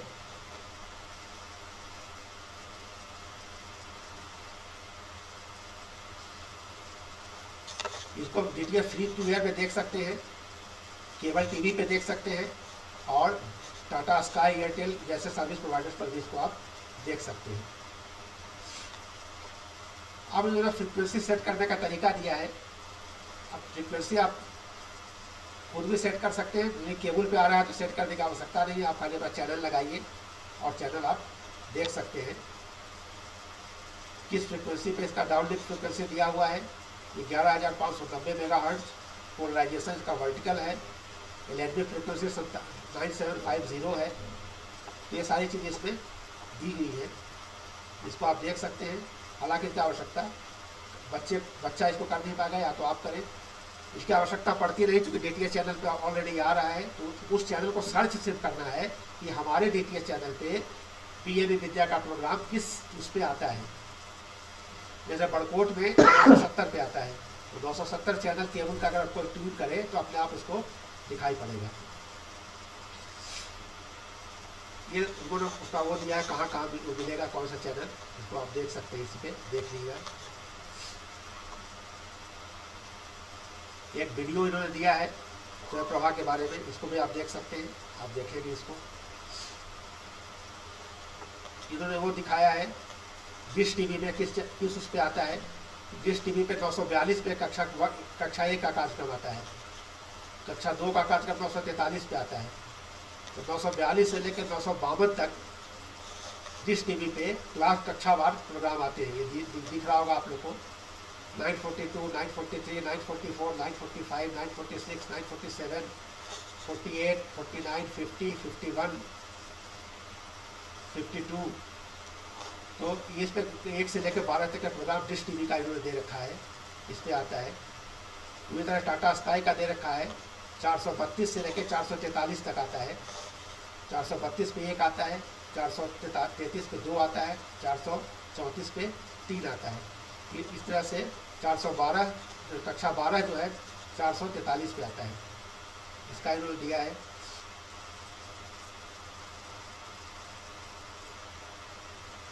फिर उन्होंने बताया कि 1 से 12 तक के प्रोग्राम को कैसे प्राप्त कर सकते हैं।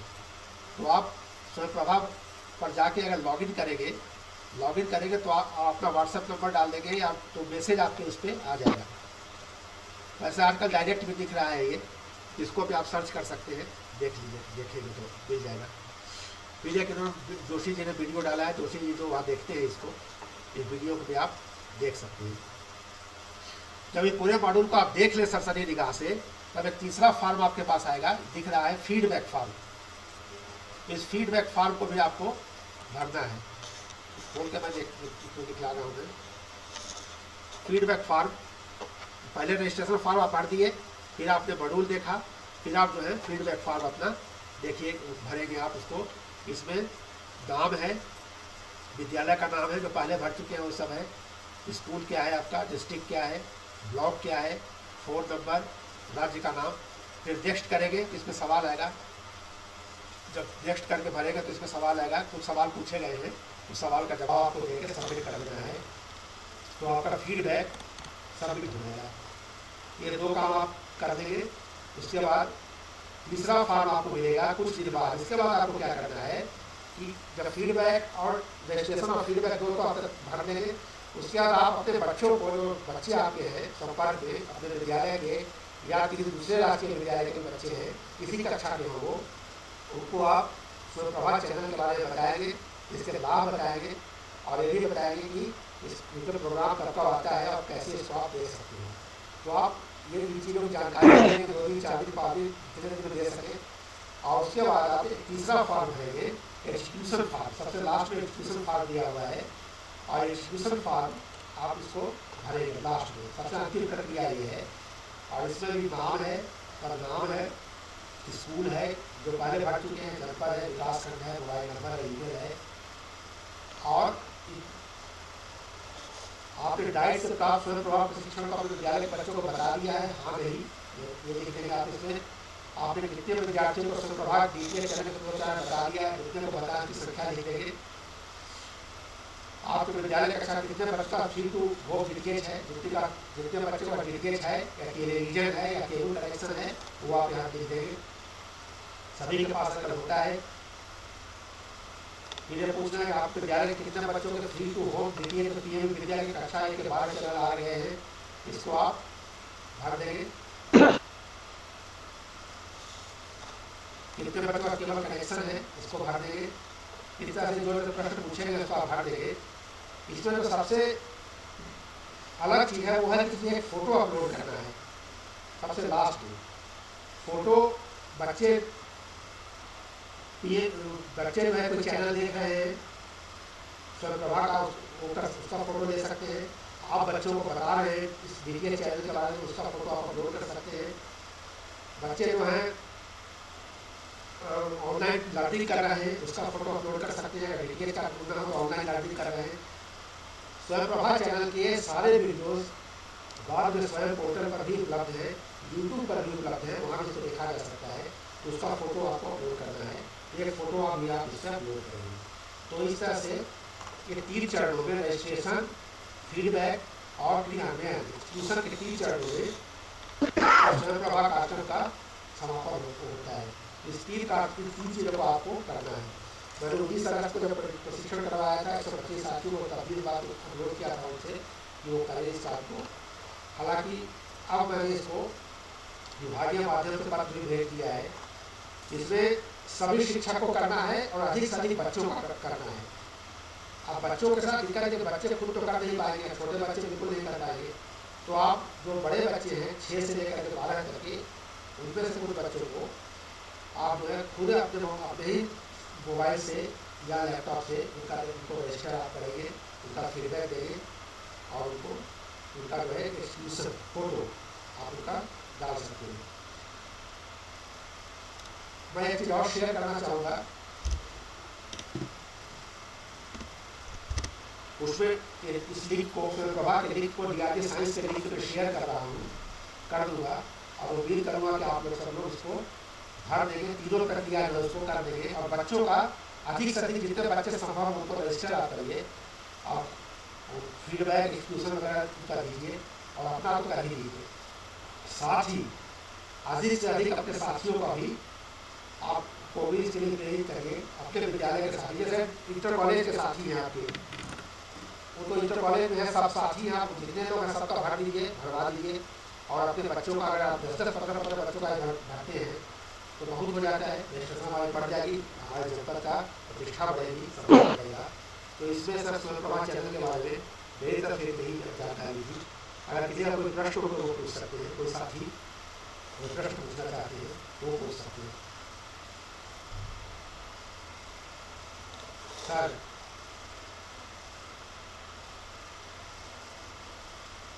तुझे कोई सवाल है? सर इसमें फोन नंबर का इश्यू है क्या? फोन नंबर का इशू मतलब?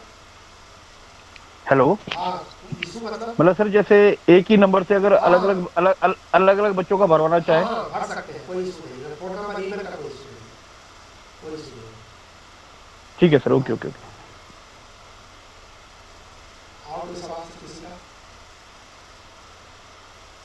इसको सब करना है, सभी को करना है और अपने साथियों से करवाना भी है जितना संभव हुआ अधिक सभी। कोई सवाल किसी का?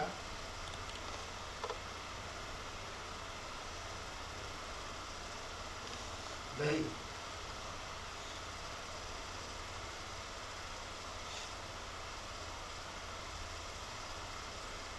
सारे साथी इसको कर देंगे?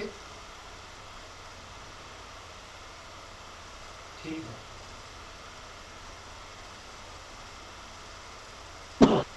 Okay sir. तो ठीक है, इसमें प्रभाव कर लेंगे, इसको लिंक को मैं शेयर कर देता हूँ और वो कर लेंगे। दो है, एक तो इसको आप अधिक से अधिक करिए, अपने बच्चों को करवाइए और जितना संभव हो अपने साथियों को भी करने के लिए प्रेरित करिए। मैंने पहले कई साथियों से शेयर किया था व्यक्तिगत तौर पर, लेकिन शायद वो नहीं किया। और मैं उम्मीद करूँगा कि इसके बाद आप लोग कर लेंगे। डोभाल जी हमारे साथ जुड़े हुए हैं, डोभाल जी, संजीव डोभाल जी, संजीव डोभाल जी शायद जुड़े हुए हैं।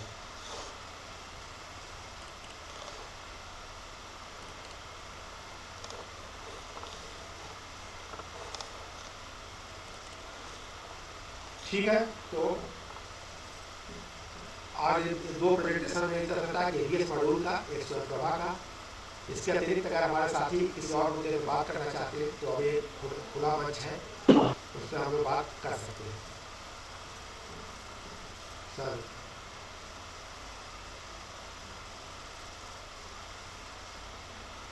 कोई विषय और है जो जिस पर चर्चा करनी चाहिए हम लोग को?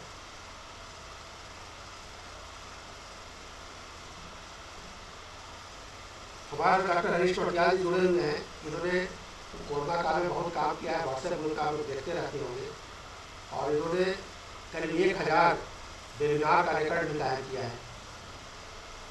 टोटियाल जी 1000 की बढ़ गया वो? हरीश टोटियाल जी जी सर, थोड़ा बढ़ गया सर। बढ़ गया, तो हम अपने डीआरजी के सदस्यों की ओर से आपको बहुत बहुत बधाई देते हैं। 1000 आपने पूरा कर दिया वेबिनार, ये बहुत बड़ी उपलब्धि है, और आपने जो काम किया उसके लिए आपको हम सभी सदस्यों की ओर से बधाई देते हैं। धन्यवाद सर। और कोई साथी कुछ करना चाहते हैं?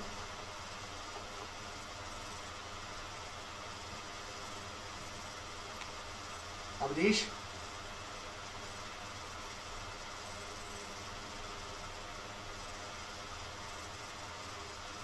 हाँ नहीं सर, हमारी ओर से बात हो गई थी फिलहाल की कुछ नहीं। ठीक है, तो हम इसको अब रैपअप करते हैं इस समापन कार्यक्रम को।